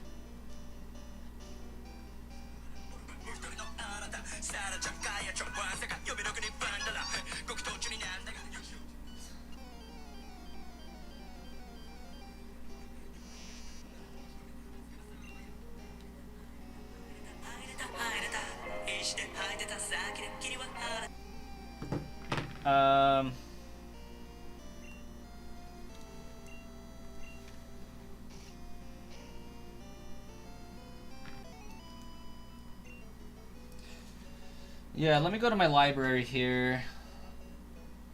Oh, Iris is also one. And I guess Chocolate Girlfriend is one. Let's see. Yeah, it's capital C, Lari, capital S. And they do a lot of theme songs for different anime, but most prominently Nisekoi. What's too fast for you to understand?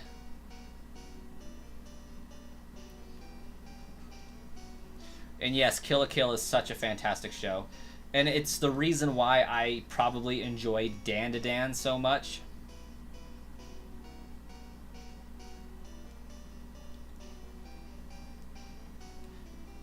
And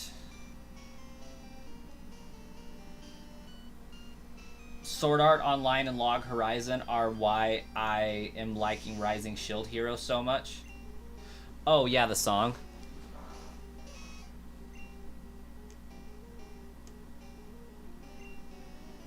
That is exactly the right spelling, Jay, just no space. But, I am biased on the theme songs because I love Nisekoi so freaking much.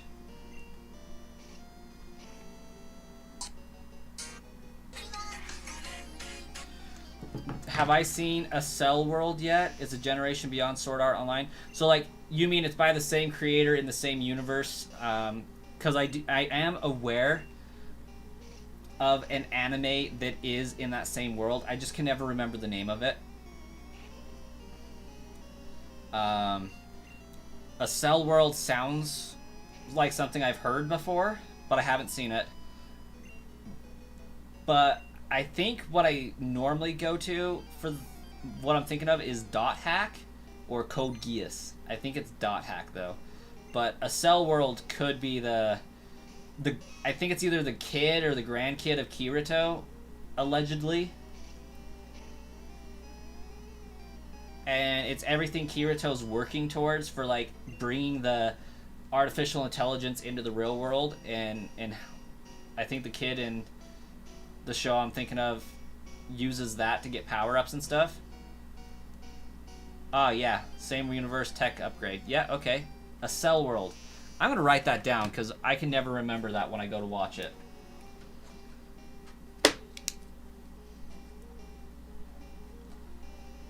Yeah, basically the premise, I think, is Kirito took the technology even further, and his descendant is the one that's going on. But it's like never fully stated in that world because it was made before Sword Art was.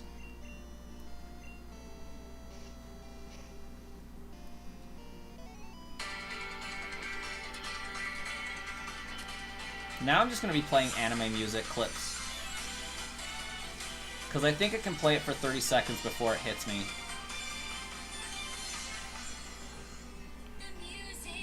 Oh, that's just in English. Click step. What's this one?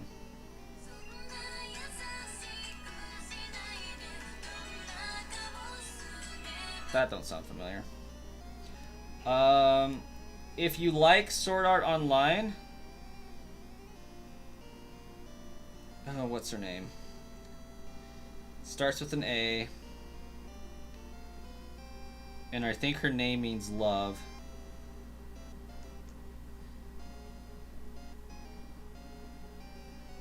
Oh.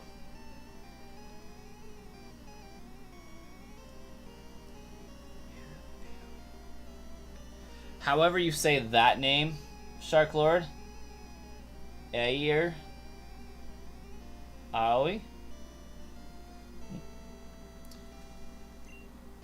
Definitely good songs there.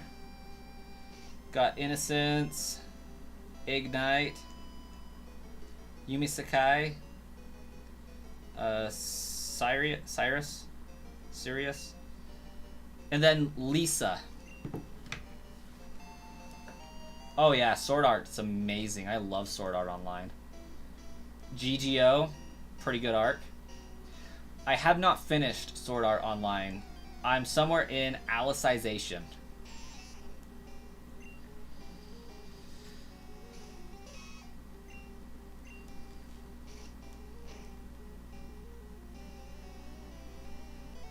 But Lisa sings Crossing Fields, which is like the Sword Art Online's theme song.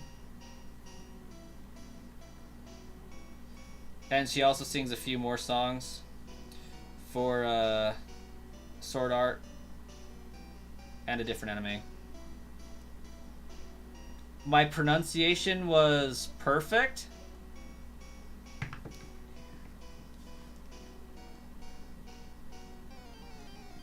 Now I gotta remember how I said it.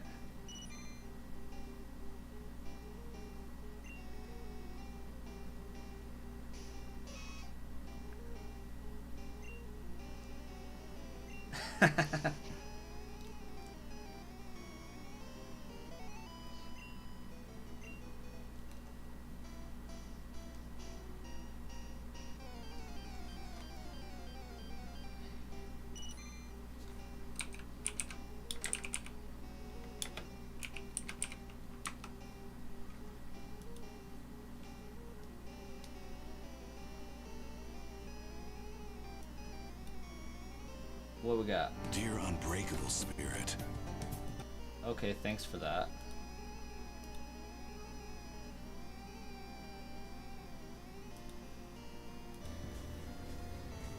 We are looking at how to pronounce this Japanese name. This is also a word meaning green-blue. How do you say it? In Japanese, it is pronounced as Aoi. Aoi. Ah. Aoi. Yeah, that makes sense. Aoi.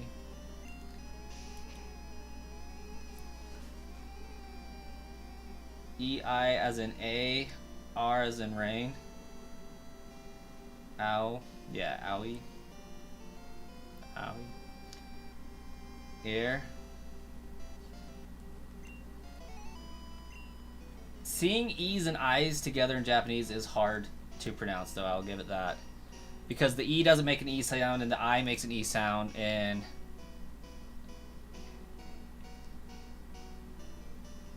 it's very confusing. Air. Air. Owie. Air. Owie.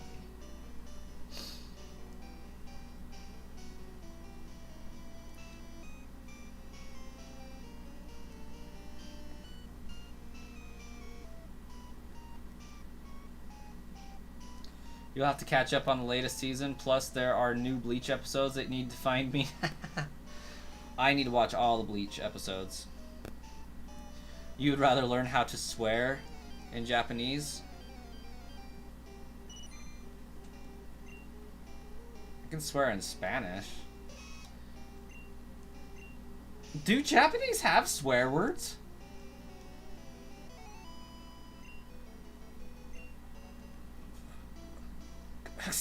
Oh yeah. Hexa. I don't know how it's spelled though, but that's damn it. More or less.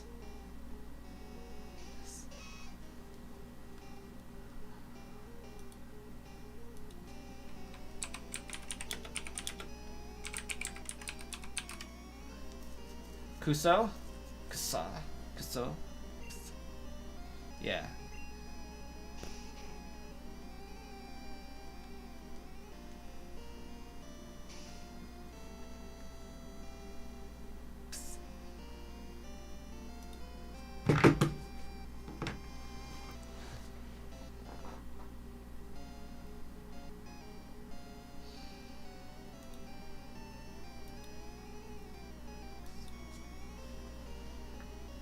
It can be, but it's honestly easier when you associate the hiragana katakana with the sounds and the characters instead of the Englishified version. Yeah.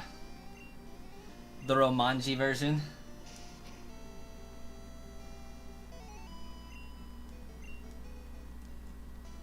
And yeah, you're absolutely right about that. Like, it's hard to read in English, but if you remember the hiragana symbol and what the symbol sounds like, and that's what I have to do, is I have to process the letter into the hiragana sound first, and it's easier. You're absolutely right about that.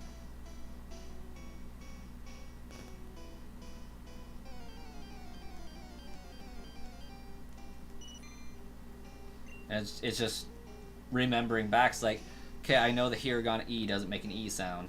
It makes an eh. I makes an E sound.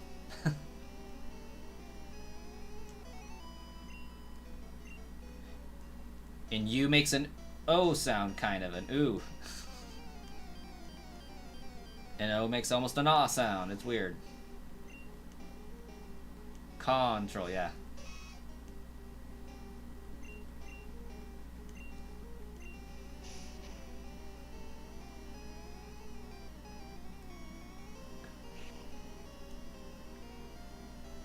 Like ko.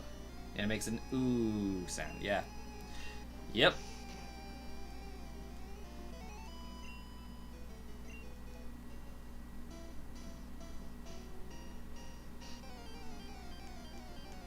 I really do wish I had in real life somebody to speak Japanese to.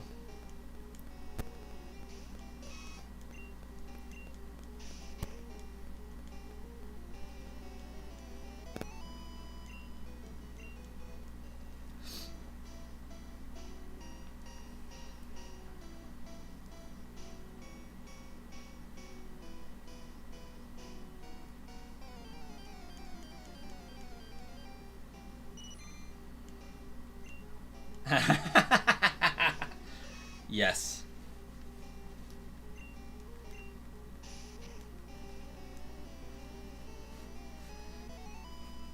Because I'm here streaming with you guys, that's the closest I'll get to those sounds tonight.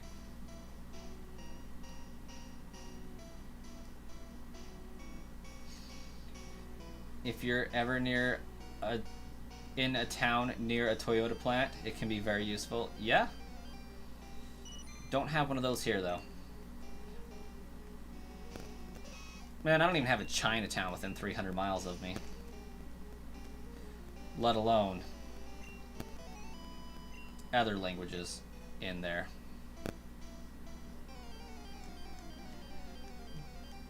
Like, the only known Japanese person I'm aware of in my town, and this is an exaggeration, of course, was my math teacher, Mr. Fujimoto.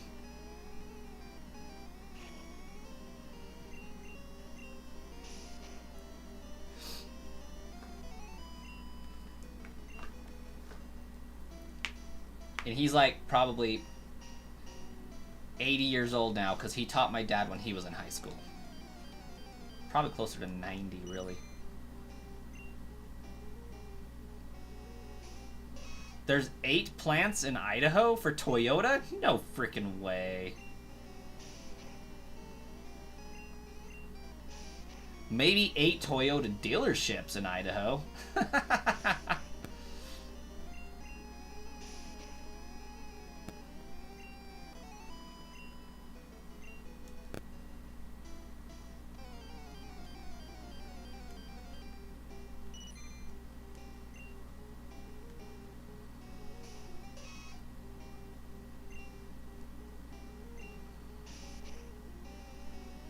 Yeah, I'm pretty sure it's dealerships, because I have 3 on my side, and there's probably 4 on the west side. Like, Rexburg, Idaho Falls, and Pocatello have 1. Twin Falls might, and then Boise and Meridian probably have 3.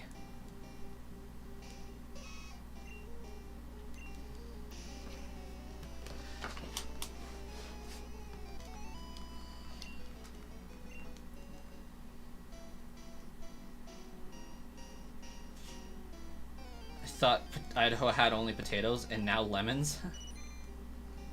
There very well could be a plant in Boise. I could see that happening. But I also don't see why Idaho would be a good place for a car manufacture plant. We are nowhere near major rivers or streams. You know, I guess we got the Snake, but you know, you aren't shipping parts up there.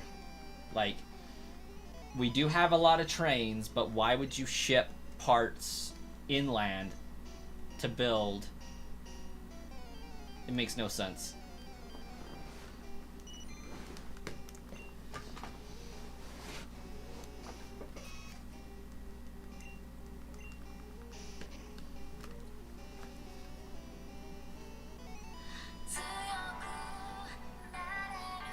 I'm playing this one so I can remember what anime it belongs to.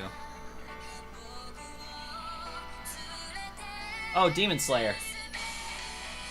Lisa also plays the song for Demon Slayer.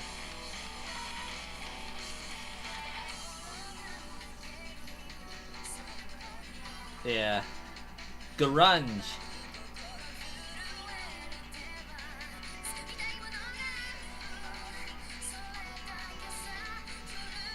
It's actually Gurenge, but...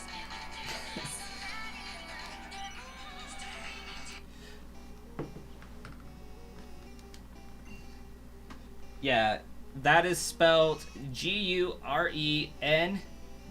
So I'm pretty sure it's supposed to be Gurenge. Or Gureng... Yeah, Gurengi. Gurenge. Gurenge. Gurenge. Yeah, Gurenge.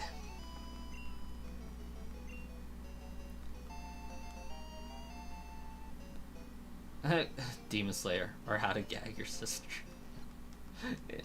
The man's not wrong. But oh my gosh, I love that show so much.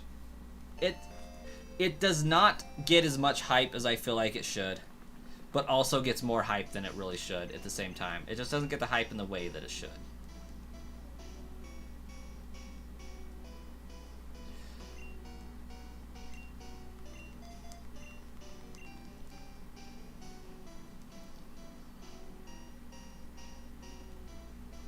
Such a great song.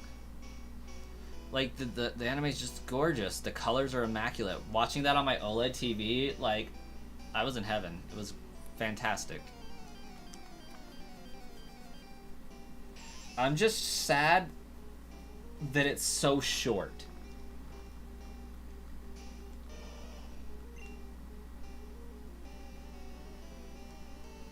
You can farm DIY recipes for Celeste.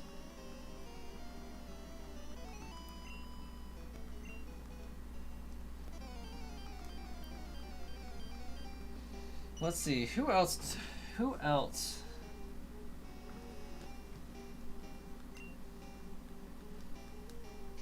Rally Go Round. Oh yeah, I think this is History's Strongest Disciple, Kenichi.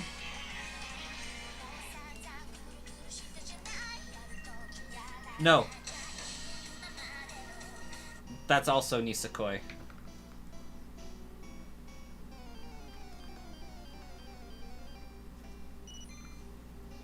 All you need is a friend with her on their island, then get the recipe, time travel a day, and repeat. Oh, so the friend leaves the island, time travels, comes back to the island, talks to Celeste again, and it's a new day.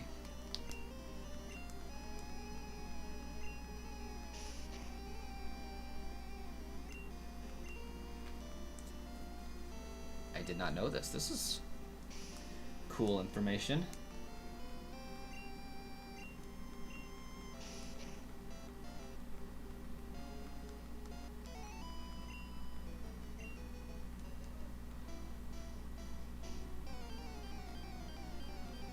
Right, because you have Celeste on your island, so if you time travel, she'll be gone.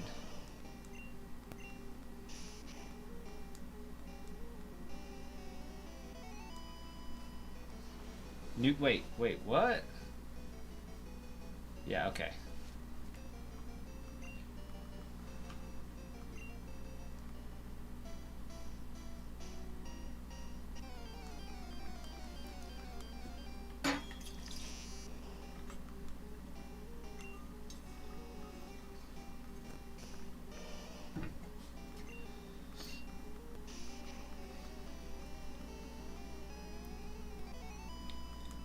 Gotcha. Little give and give, I like it.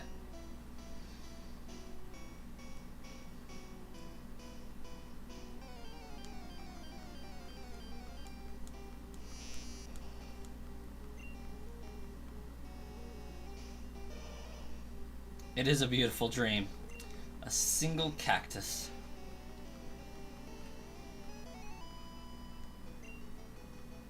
I mean, who doesn't want the star items? They're out of this world, Shark Lord.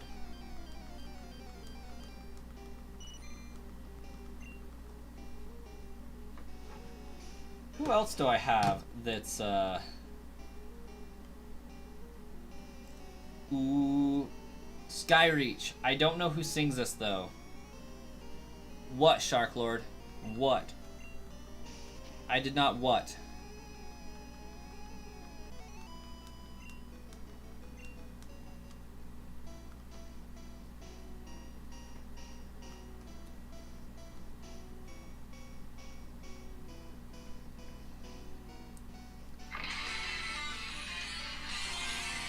I did make that pun. And now we're listening to the theme song for Akame ga Kill.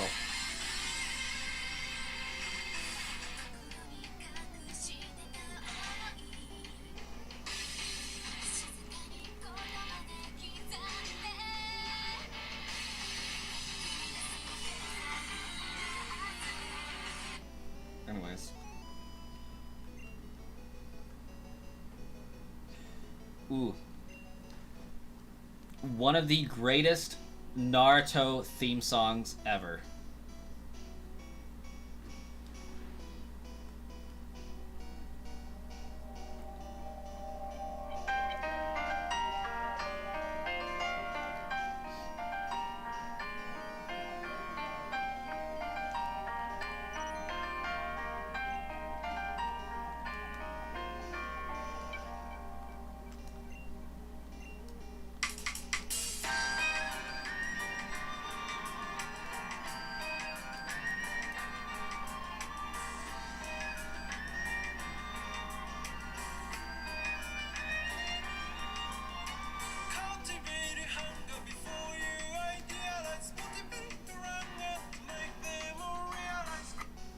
Anyways, I'm really testing the bounds of what's going to get flagged in the system.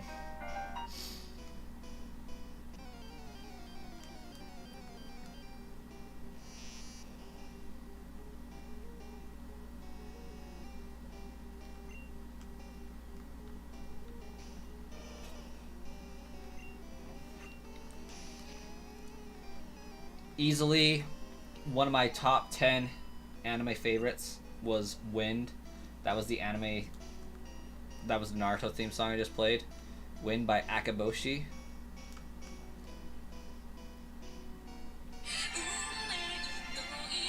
This one's in my top 10.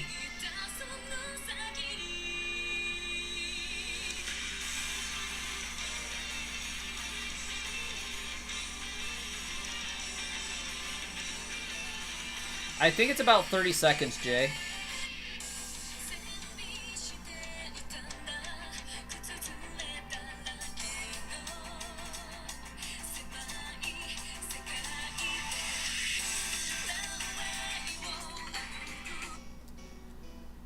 I need to figure out what theme song that actually is. I know it's from Kill la Kill. I just don't know what it is.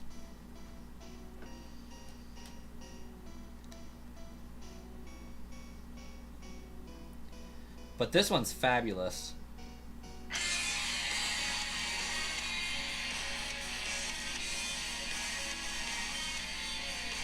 Wait, ask wifey coin what? For like 45 seconds? Oh.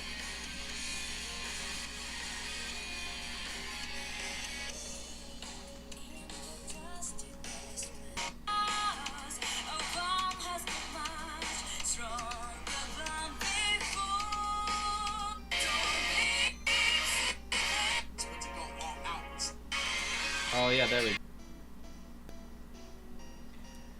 And I don't know, like, sometimes part of what makes the song good is knowing what's going on in the, like, I don't know if that made sense, but, like, the somebody dies in a show or something, and then the anime song changes the next episode, that hits so hard. Or, you know, some kind of event like that. But, oh my gosh. If you guys want an anime show that will, like, kind of mess you up, that's not on the same level as the original Evangelion, but kind of similar, Golden Time. Golden Time will mess you up. Guaranteed. And for movies, A Silent Voice. Do I have it over there?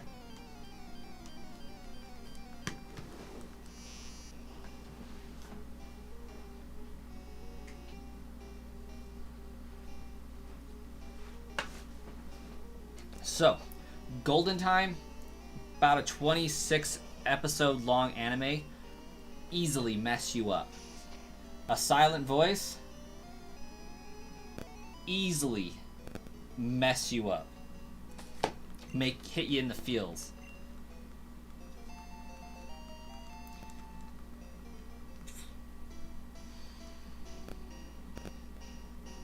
Scavenger's Reign was as weird as it gets. Yeah, so Evangelion was weird. Scavenger's Reign may be weirder. But no, I'm talking about like on a psychological mess up level. Like it hurts your brain, it makes you feel stuff. And it alters your thinking a little bit, in my opinion. Because like the original Evangelion was just a trip that like hurts your brain because it's like, what is going on? A Silent Voice is just really sad and makes you really feel for the characters and like in a painful kind of way. And then Golden Time is about memory loss and relationships and accepting what was lost and what is to come.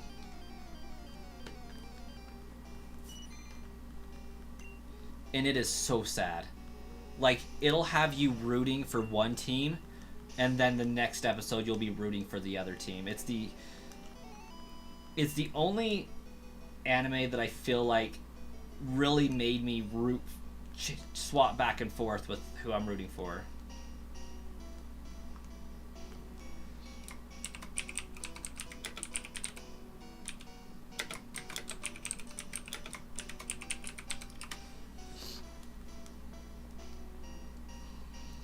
Also, I really want you to watch Golden Time, because the reason why I remembered Golden Time is because I was talking about that pivotal moment in the show, and then the theme song changes the next episode. This is one of them. And it's spooky. And it could be because, like, I was extremely depressed when I watched that show. I was living in the armpit of Idaho in Pocatello. I hated my life. It was like 2013. I was 18 to 19 years old. Working at Walmart. Barely affording a apartment I was renting. And I was binging on anime like no other. Sword Art Online was in the swing of it. Kill la Kill. I watched all of these shows at the same time, but this one messed me up.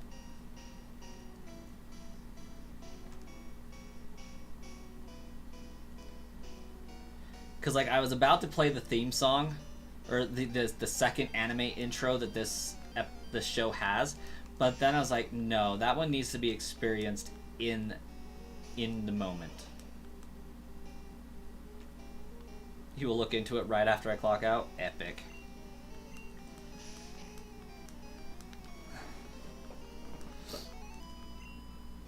I think what gets me is, like, the original opening anime is pretty peppy and, like, happy-go-lucky, kind of like the Nisekoi ones. And then, midway through the show, when events start to take a real sad turn, it goes almost very hollow, music box-like, China doll. Those are just some things that come to mind with the song. And it's great. Oh yeah. Easily doing better now. Like, it wasn't hard to do. I moved back home and did a few things. Went and lived in Texas for a few years and been great ever since.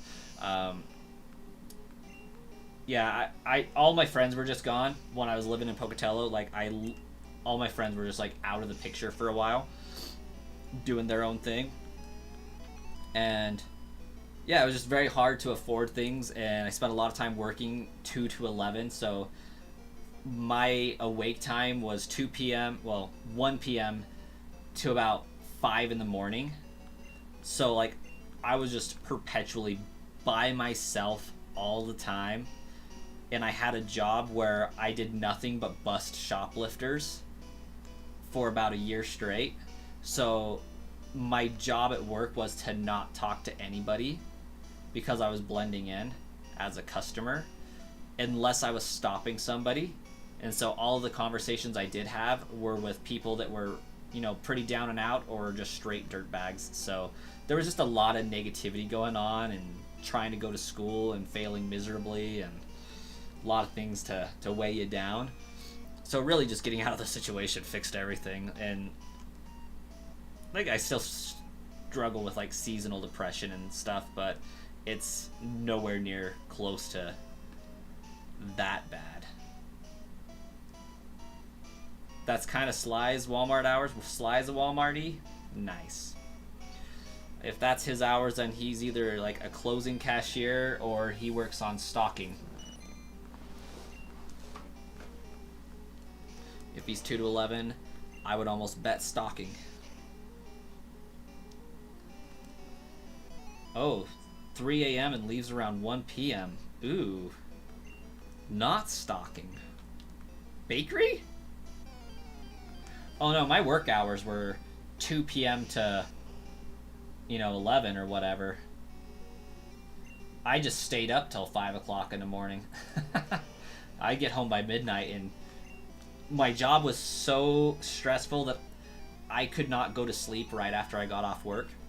I had to veg on video games and anime so I could go to sleep. He stocks, okay. He might be 10 a.m. to 7 a.m. or 10 p.m. to 7. 10 to 7.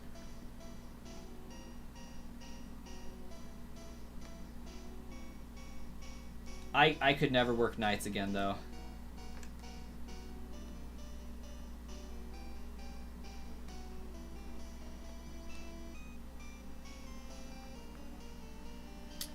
But yeah, I was I thought I was dating somebody for a good portion of that time, and that's what motivated me to get this apartment that I could barely afford by myself.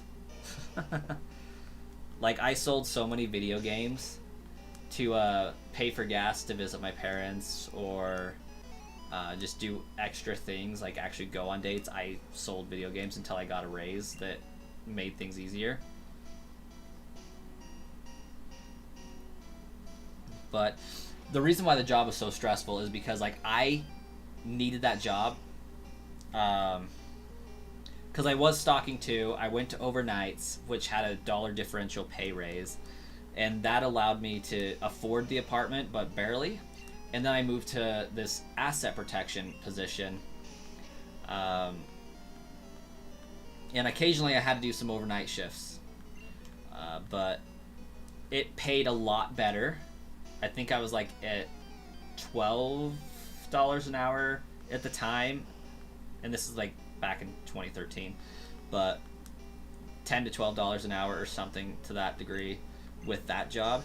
And so that job allowed me to go on dates and made it a little easier to afford things. But yeah, during that time period, I sold a lot of my old video games to just do stuff. You know, pay rent, buy food, whatever. And I thought I was dating this girl at the time. You know,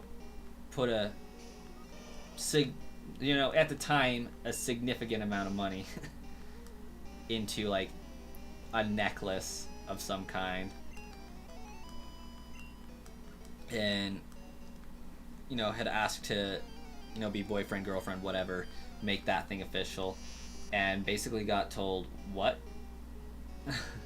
No.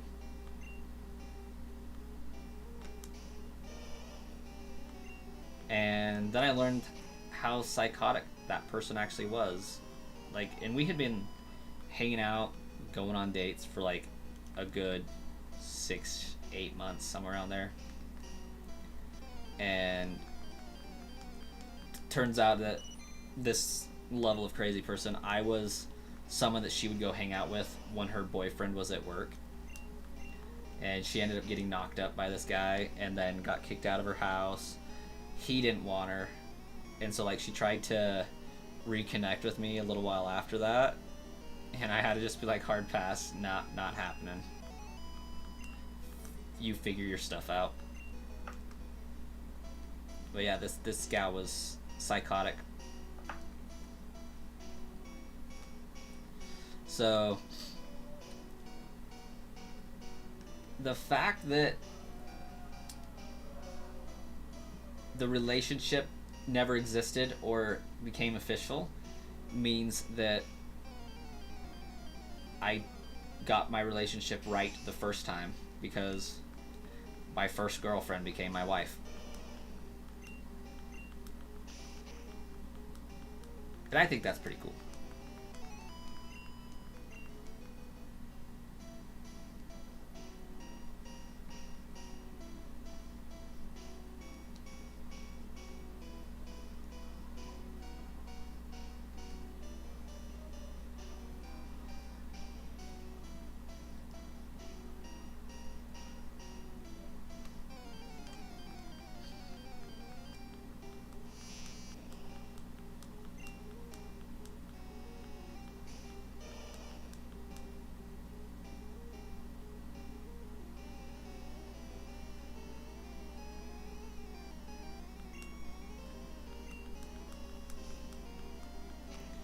Haven't had a relationship, not even an imaginary one.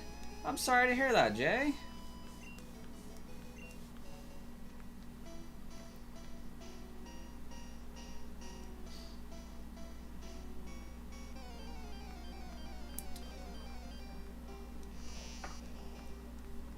Is that more by choice, or just haven't been at the right place, right time? Or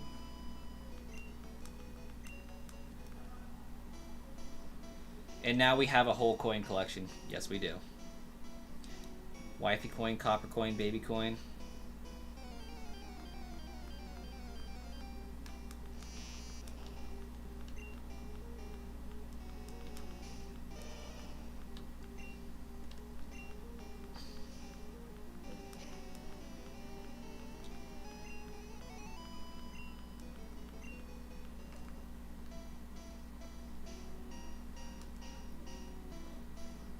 Funny thing about my wife and I dating, I've told a few stories before, but my wife told somebody else that I was her boyfriend before she told me.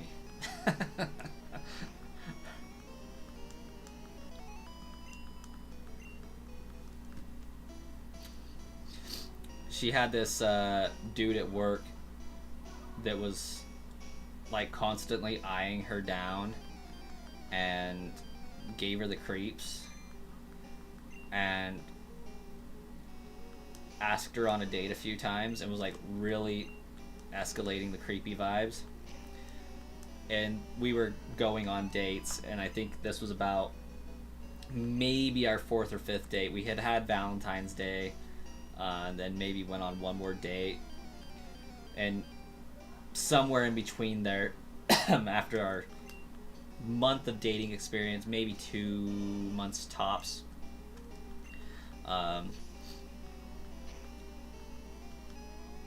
she gets creeped on by this guy and tells him, and then we're on a date ice skating sometime after that, and she said, you know, oh yeah, this guy was creeping, so if he asks you, I told him that I had a boyfriend and told him you were my boyfriend. And I'm like, okay. He's like, yeah, I feel really bad because I kind of lied to him. And yeah, I feel bad about lying, but he was giving me the creeps. I'm like, okay. Yeah, that's weird. And then I just, without missing a beat, I'm like, well, you could just ease your conscience. She's like, what do you mean? Well, we could just make that lie the truth. And so I guess we became a thing at that point. Boyfriend, girlfriend, whatever.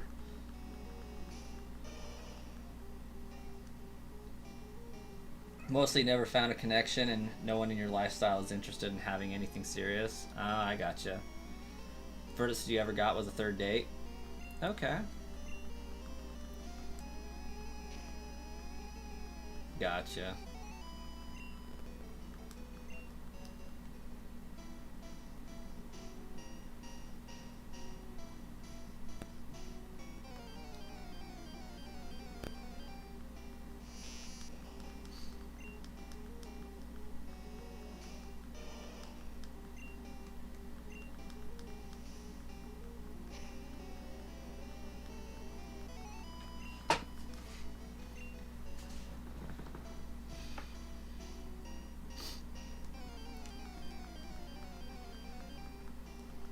Yeah, finding a lifestyle match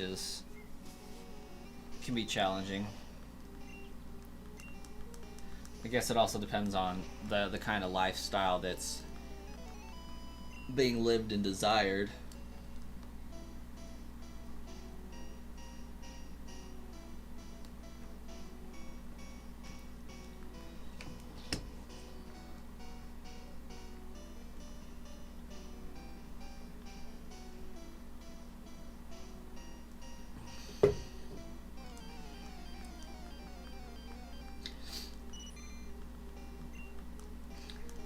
Now, I don't know what you're into exactly, Jay.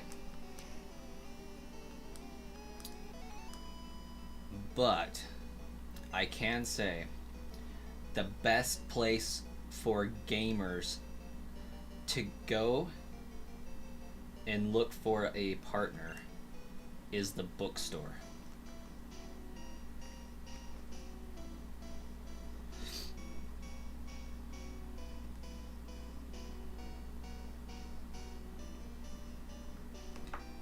Because I am 100% convinced that bookworms and gamers were made to be together.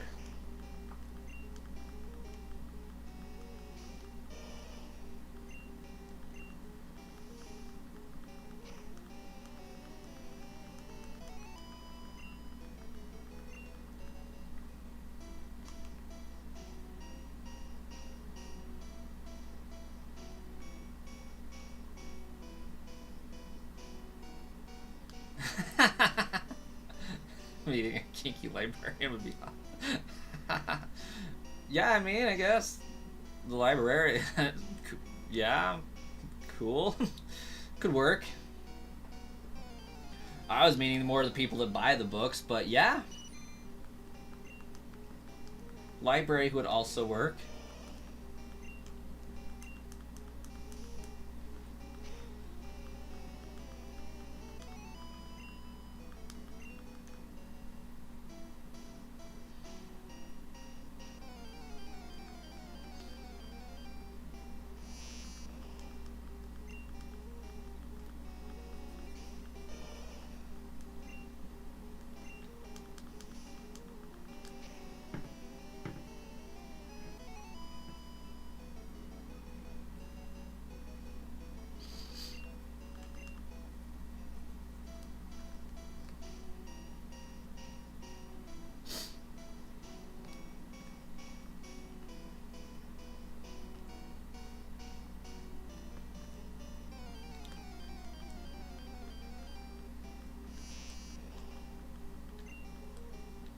Jay, it was you that was telling me you were in Korea, right?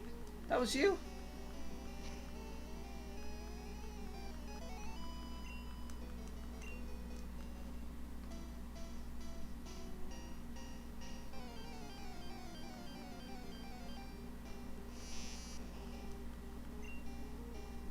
You did catch a few shiny Paradox Pokemon today? That was as much excitement as you usually get?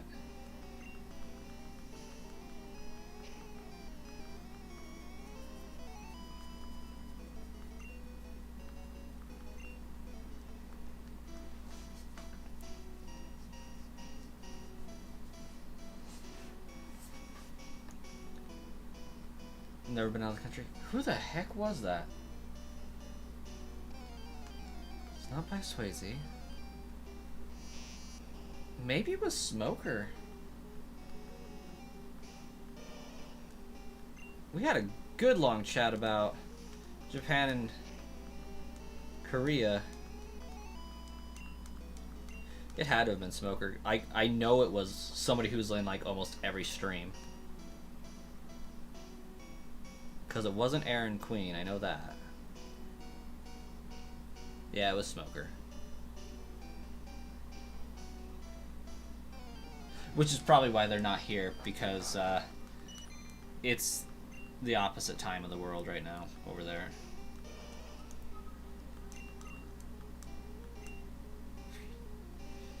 Okay. It would be an amazing trip. I would prefer Japan over Korea, but I would also love to go to Korea and Taiwan. Oh, you were here for it, that's why. It's like, I remember you were involved. I'm glad to know my brain wasn't disassociating.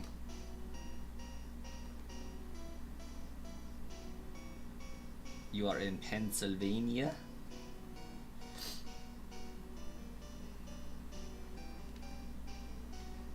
Okay, I gotta ask a stupid question. And you may not know the answer because it's still a big state. Is the Dunder Mifflin building really in Pennsylvania? Like, is it an actual place?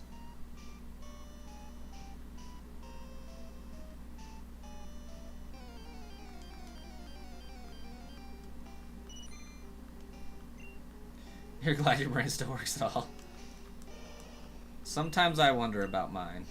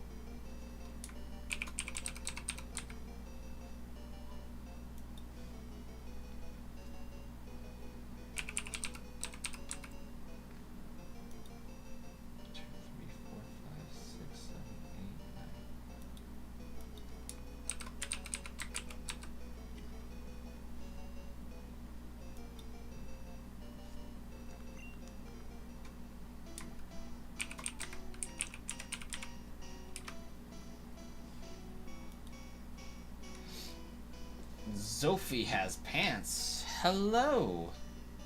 For once, I'm staring right at the Twitch chat when somebody chats in. That's amazing. That never happens. Not a real building? Dang. Like, well, I'm aware that it's not the Dunder Mifflin building, but like, is that building actually in Pennsylvania? I guess if it's not a real building, then that makes sense. If it just doesn't exist as a building. It exists somewhere, I imagine, but maybe not in Scranton. We doing fairly well tonight. We actually evolved 2 of our Nidorans into Nidorino. Got a little bit more grinding to do for Squirtle to run out of moves, and then we have Bulbasaur and Pidgeotto, I think. But I feel like this is the first time in a while that we've actually had an evolution happen on these grinding Pokemon. It's great.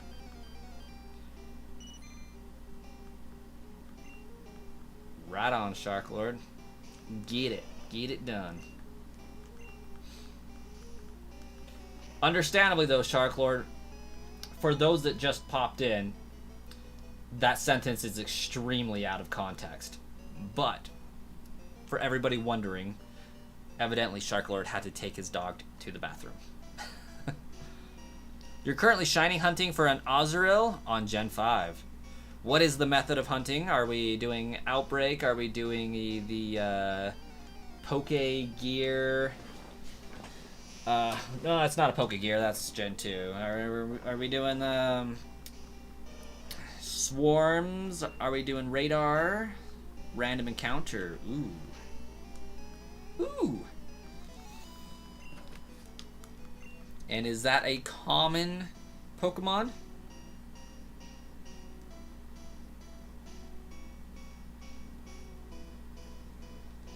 Random Encounter Gen 5. So that is an odd of 1 out of every 4,196. With a % chance of it not even being the Pokemon you're looking for. That's brutal. Ah, warehouse in Los Angeles. I mean, that makes sense. Hollywood and all that. In your White Forest on White 1 is a guaranteed spawn. And in Black 2, it's like 20%. Okay, that's fair. Ooh, 8,192. It's the old odds, huh?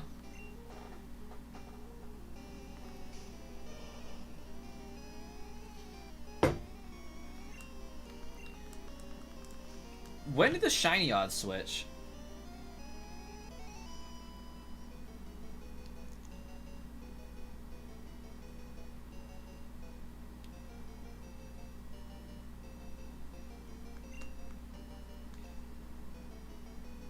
Generation 5. Ooh, yeah. Gross. Gen 6 is when they changed.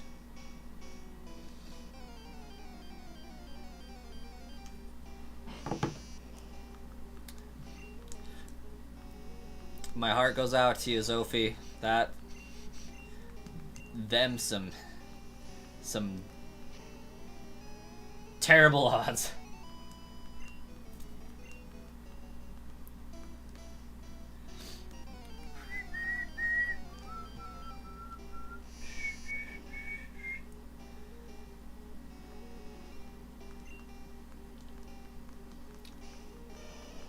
Shiny Charm was introduced in Black White 2.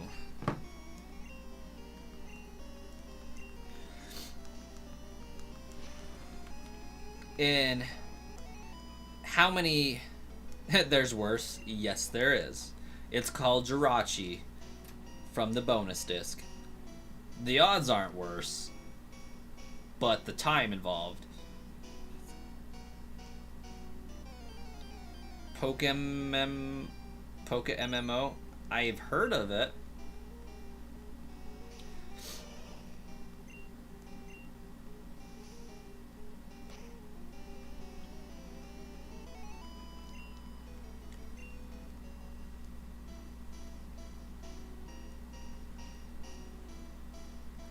How many encounters have you gotten through?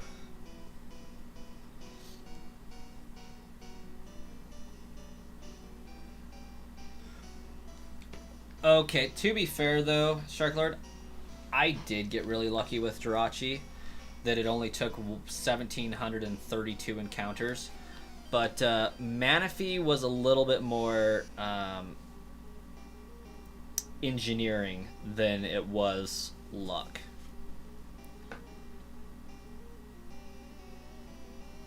One in 30k? That's terrible.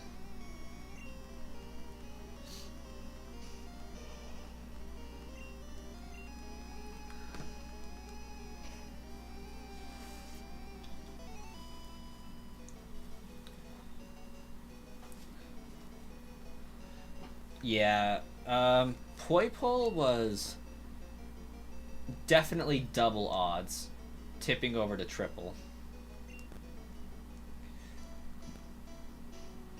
Ooh. 5,084 encounters on Osriel. Okay, that's respectable.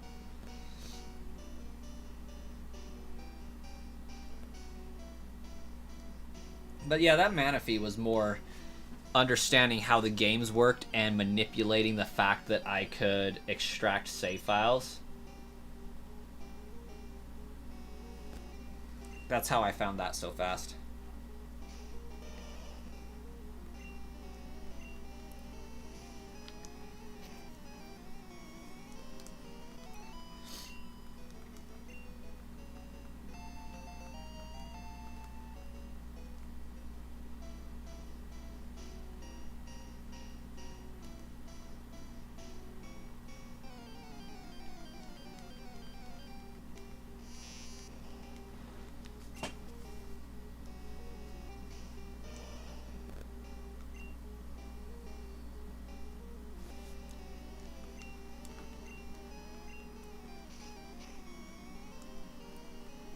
You know, but it was still pretty early.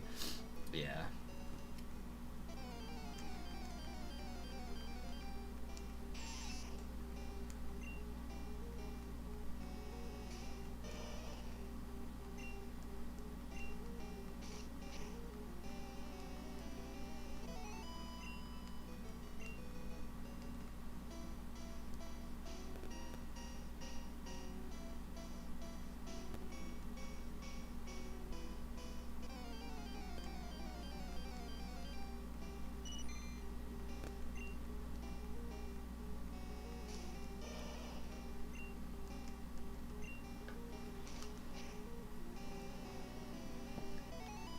Like, you think I would have found it at 2k encounters if I didn't do the engineering? Is that right? Well, considering... Yeah. Probably I was on track to find it.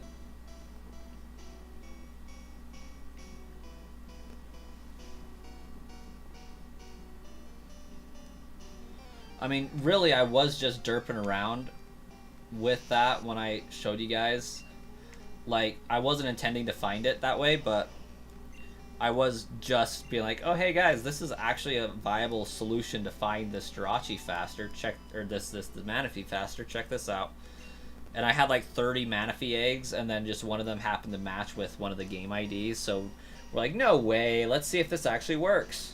So, like, I discovered that in real time on stream, live with you guys, that was a method to find it.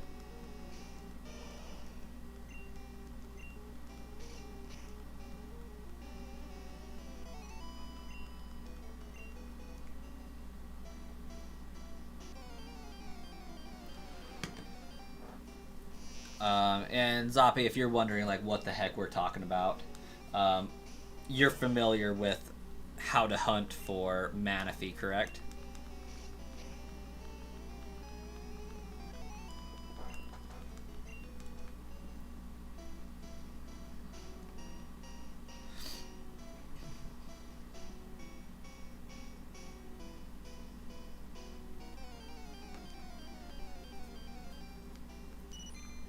Just reached 5,100. Epic. Okay, so I'm going to take the headset off this one so it's not super distracting. But basically the gist of it is I found a Pokemon Ranger copy with the Manaphy egg. And so I used a program on my modded 3DS. What was it called? Wasn't Checkpoint. I think it was a TWL save tool. So what I did was I extracted the save file from the cartridge onto an SD card and popped it into my computer and figured out which flags got hit when you gave away the Manaphy egg. So I used this basically as a save state. This save has not given away the Manaphy yet. This flag is unchecked. And the way Manaphy works on Ranger is every Ranger comes stock with a Manaphy egg. But it can generate infinite number of those eggs. There's nothing that says it can't generate them. So it's not locked to one egg and only one egg, and that's all it'll generate. Because it generates thousands of different variety of Manaphy eggs and things like that. What I did was I traded that Manaphy egg to one of my cartridges, and everybody wants to hunt with 4 Manaphy eggs because that's the most efficient way to, make the most of your time. So a lot of people go out and buy 4 different Rangers copies and hoping they all have the Manaphy egg and do it that way. Well, this basically just made it cheaper. So I traded the Manaphy egg, re-rolled the save file back to the point before that flag was set, and it's more than a save file. I should call it more aptly a save state of the cartridge itself, saying that flag was unchecked. So basically I'd go in, uncheck that flag, and what the flag did was it says do not generate any more eggs because the egg has been given away. So if you remove that flag, it now has another randomly generated Manaphy egg when you connect a different copy of the game. So basically did that to get 4 Manaphy eggs. And I was trucking along, doing it the long way. I got 200 resets at spending an hour per cartridge. And so how I do this efficiently for stream is I had 9 copies of Gen 4. So I had Diamond Pearl, Platinum, so there's 5, Heart Gold, Soul Silver, and then a Japanese Heart Gold. So I guess 8. Diamond Pearl, Platinum, yeah, that's 5. So I had 8 copies of Gen 4 games. And what I would do is I would reset the save file on 7 of these games in my downtime, and then on stream I would hatch the eggs on one cart, trade them to the next, hatch them, and burn through 7 cartridges. And then while I was burning through 7 cartridges of save files, I would be playing the game to get an 8th save file to test on stream. Did that for 200 resets and figured, okay, there's got to be an easier way. So instead of just burning the save files, deleting them after I get the eggs off, and then starting over, I decided, what if I give these cartridges each a different Manaphy egg every time I do a reset? So I'll reset the flag on Ranger, trade it to this new save file. Now I'm offloading 5 eggs to my Japanese cartridge, and then I'm gaining 7 eggs every single time I do this reset cycle. So the eggs just get more and more and more. And it's like, well, that's exhausting to trade those eggs to all these different save cartridges. So what I would do instead is I would take a look at the trainer names. So I would trade all these eggs over to my Japanese copy of Heart Gold Soul Silver. I would extract the save file, boot it up in PK Hex, and then I would go and find the trainer IDs and secret IDs for all of the save files I had. And I would do a comparative analysis saying, hey, if this egg had this TID, SID, would it be shiny? And so a few resets later, or I guess a few cycles later, I had like 60 eggs I was checking every single time I reset a save file. And so it became infinitely faster the longer I did it.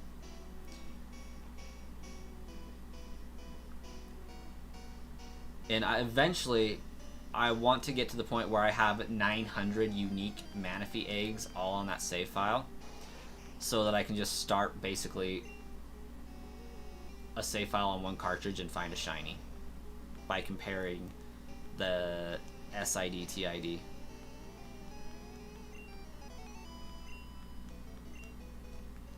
Now I'm trying to figure out and remember how I got each Pokemon's SID, TID, because surely I didn't extract a save file on all of them and test it there. That would have been tedious.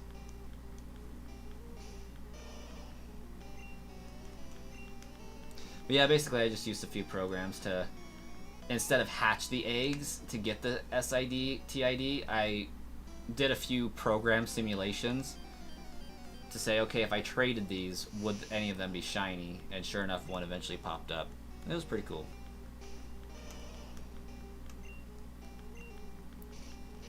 I have a whole video about it that explains it a lot better.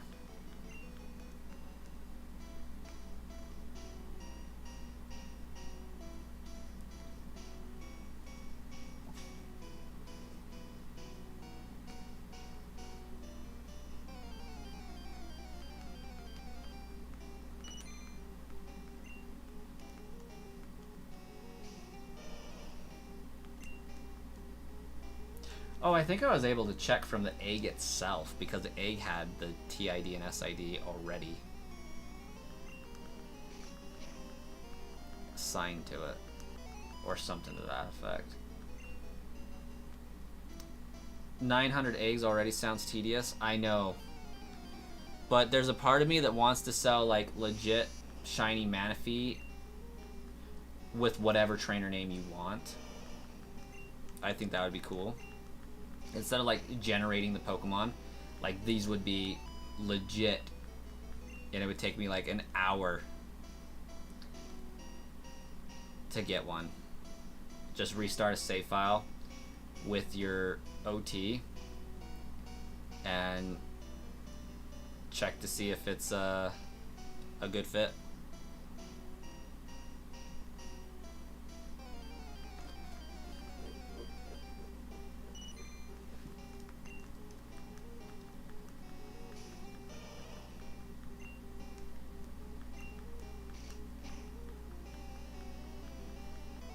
Business.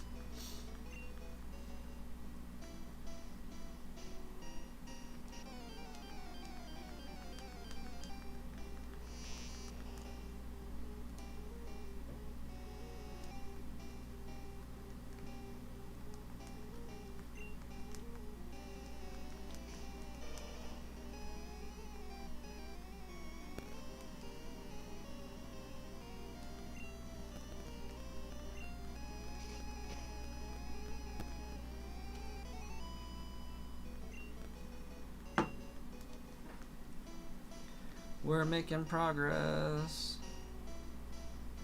Poor Turtle is so close. We're like 8 levels away from evolving. Maybe 9. You thought Metapod was a Mewtwo for a second? That would be dope.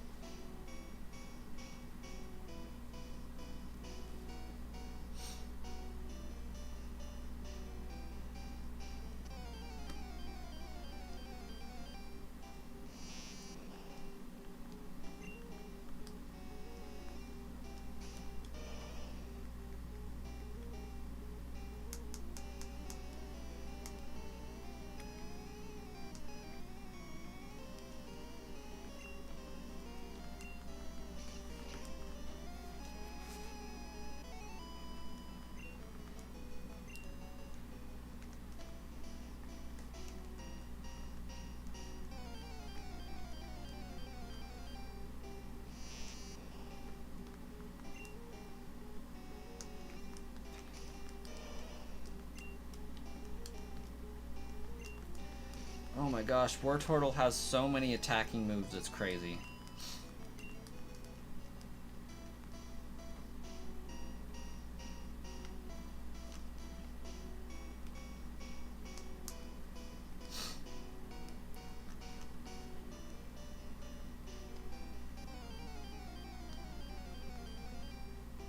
Hakuna Matata.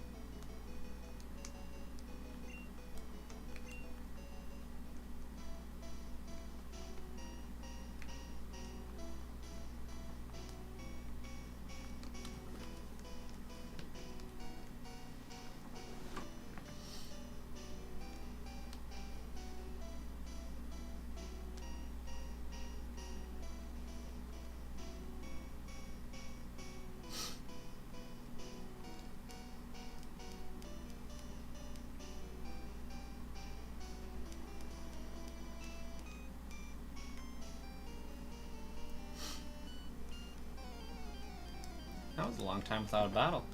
That was crazy.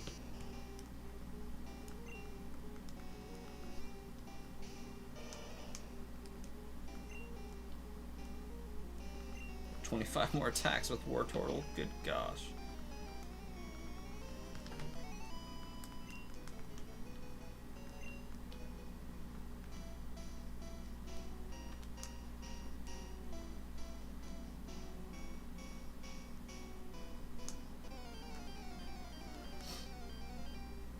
Chunkachu!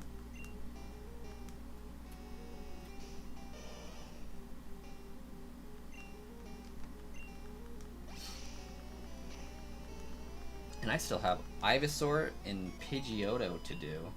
That's not getting done tonight, because we're going to end soon.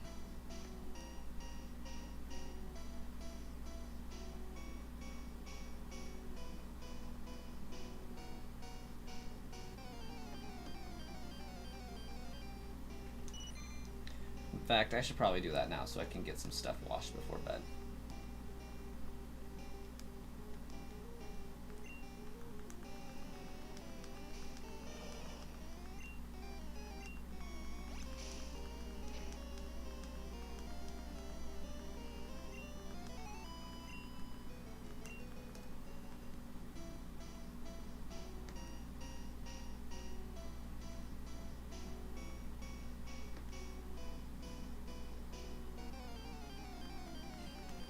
Yeah, we'll go ahead and make this the last encounter. We'll slaughter this Metapod, save, and then I'll end the stream because it's been like 3.5 hours. I think that's long enough.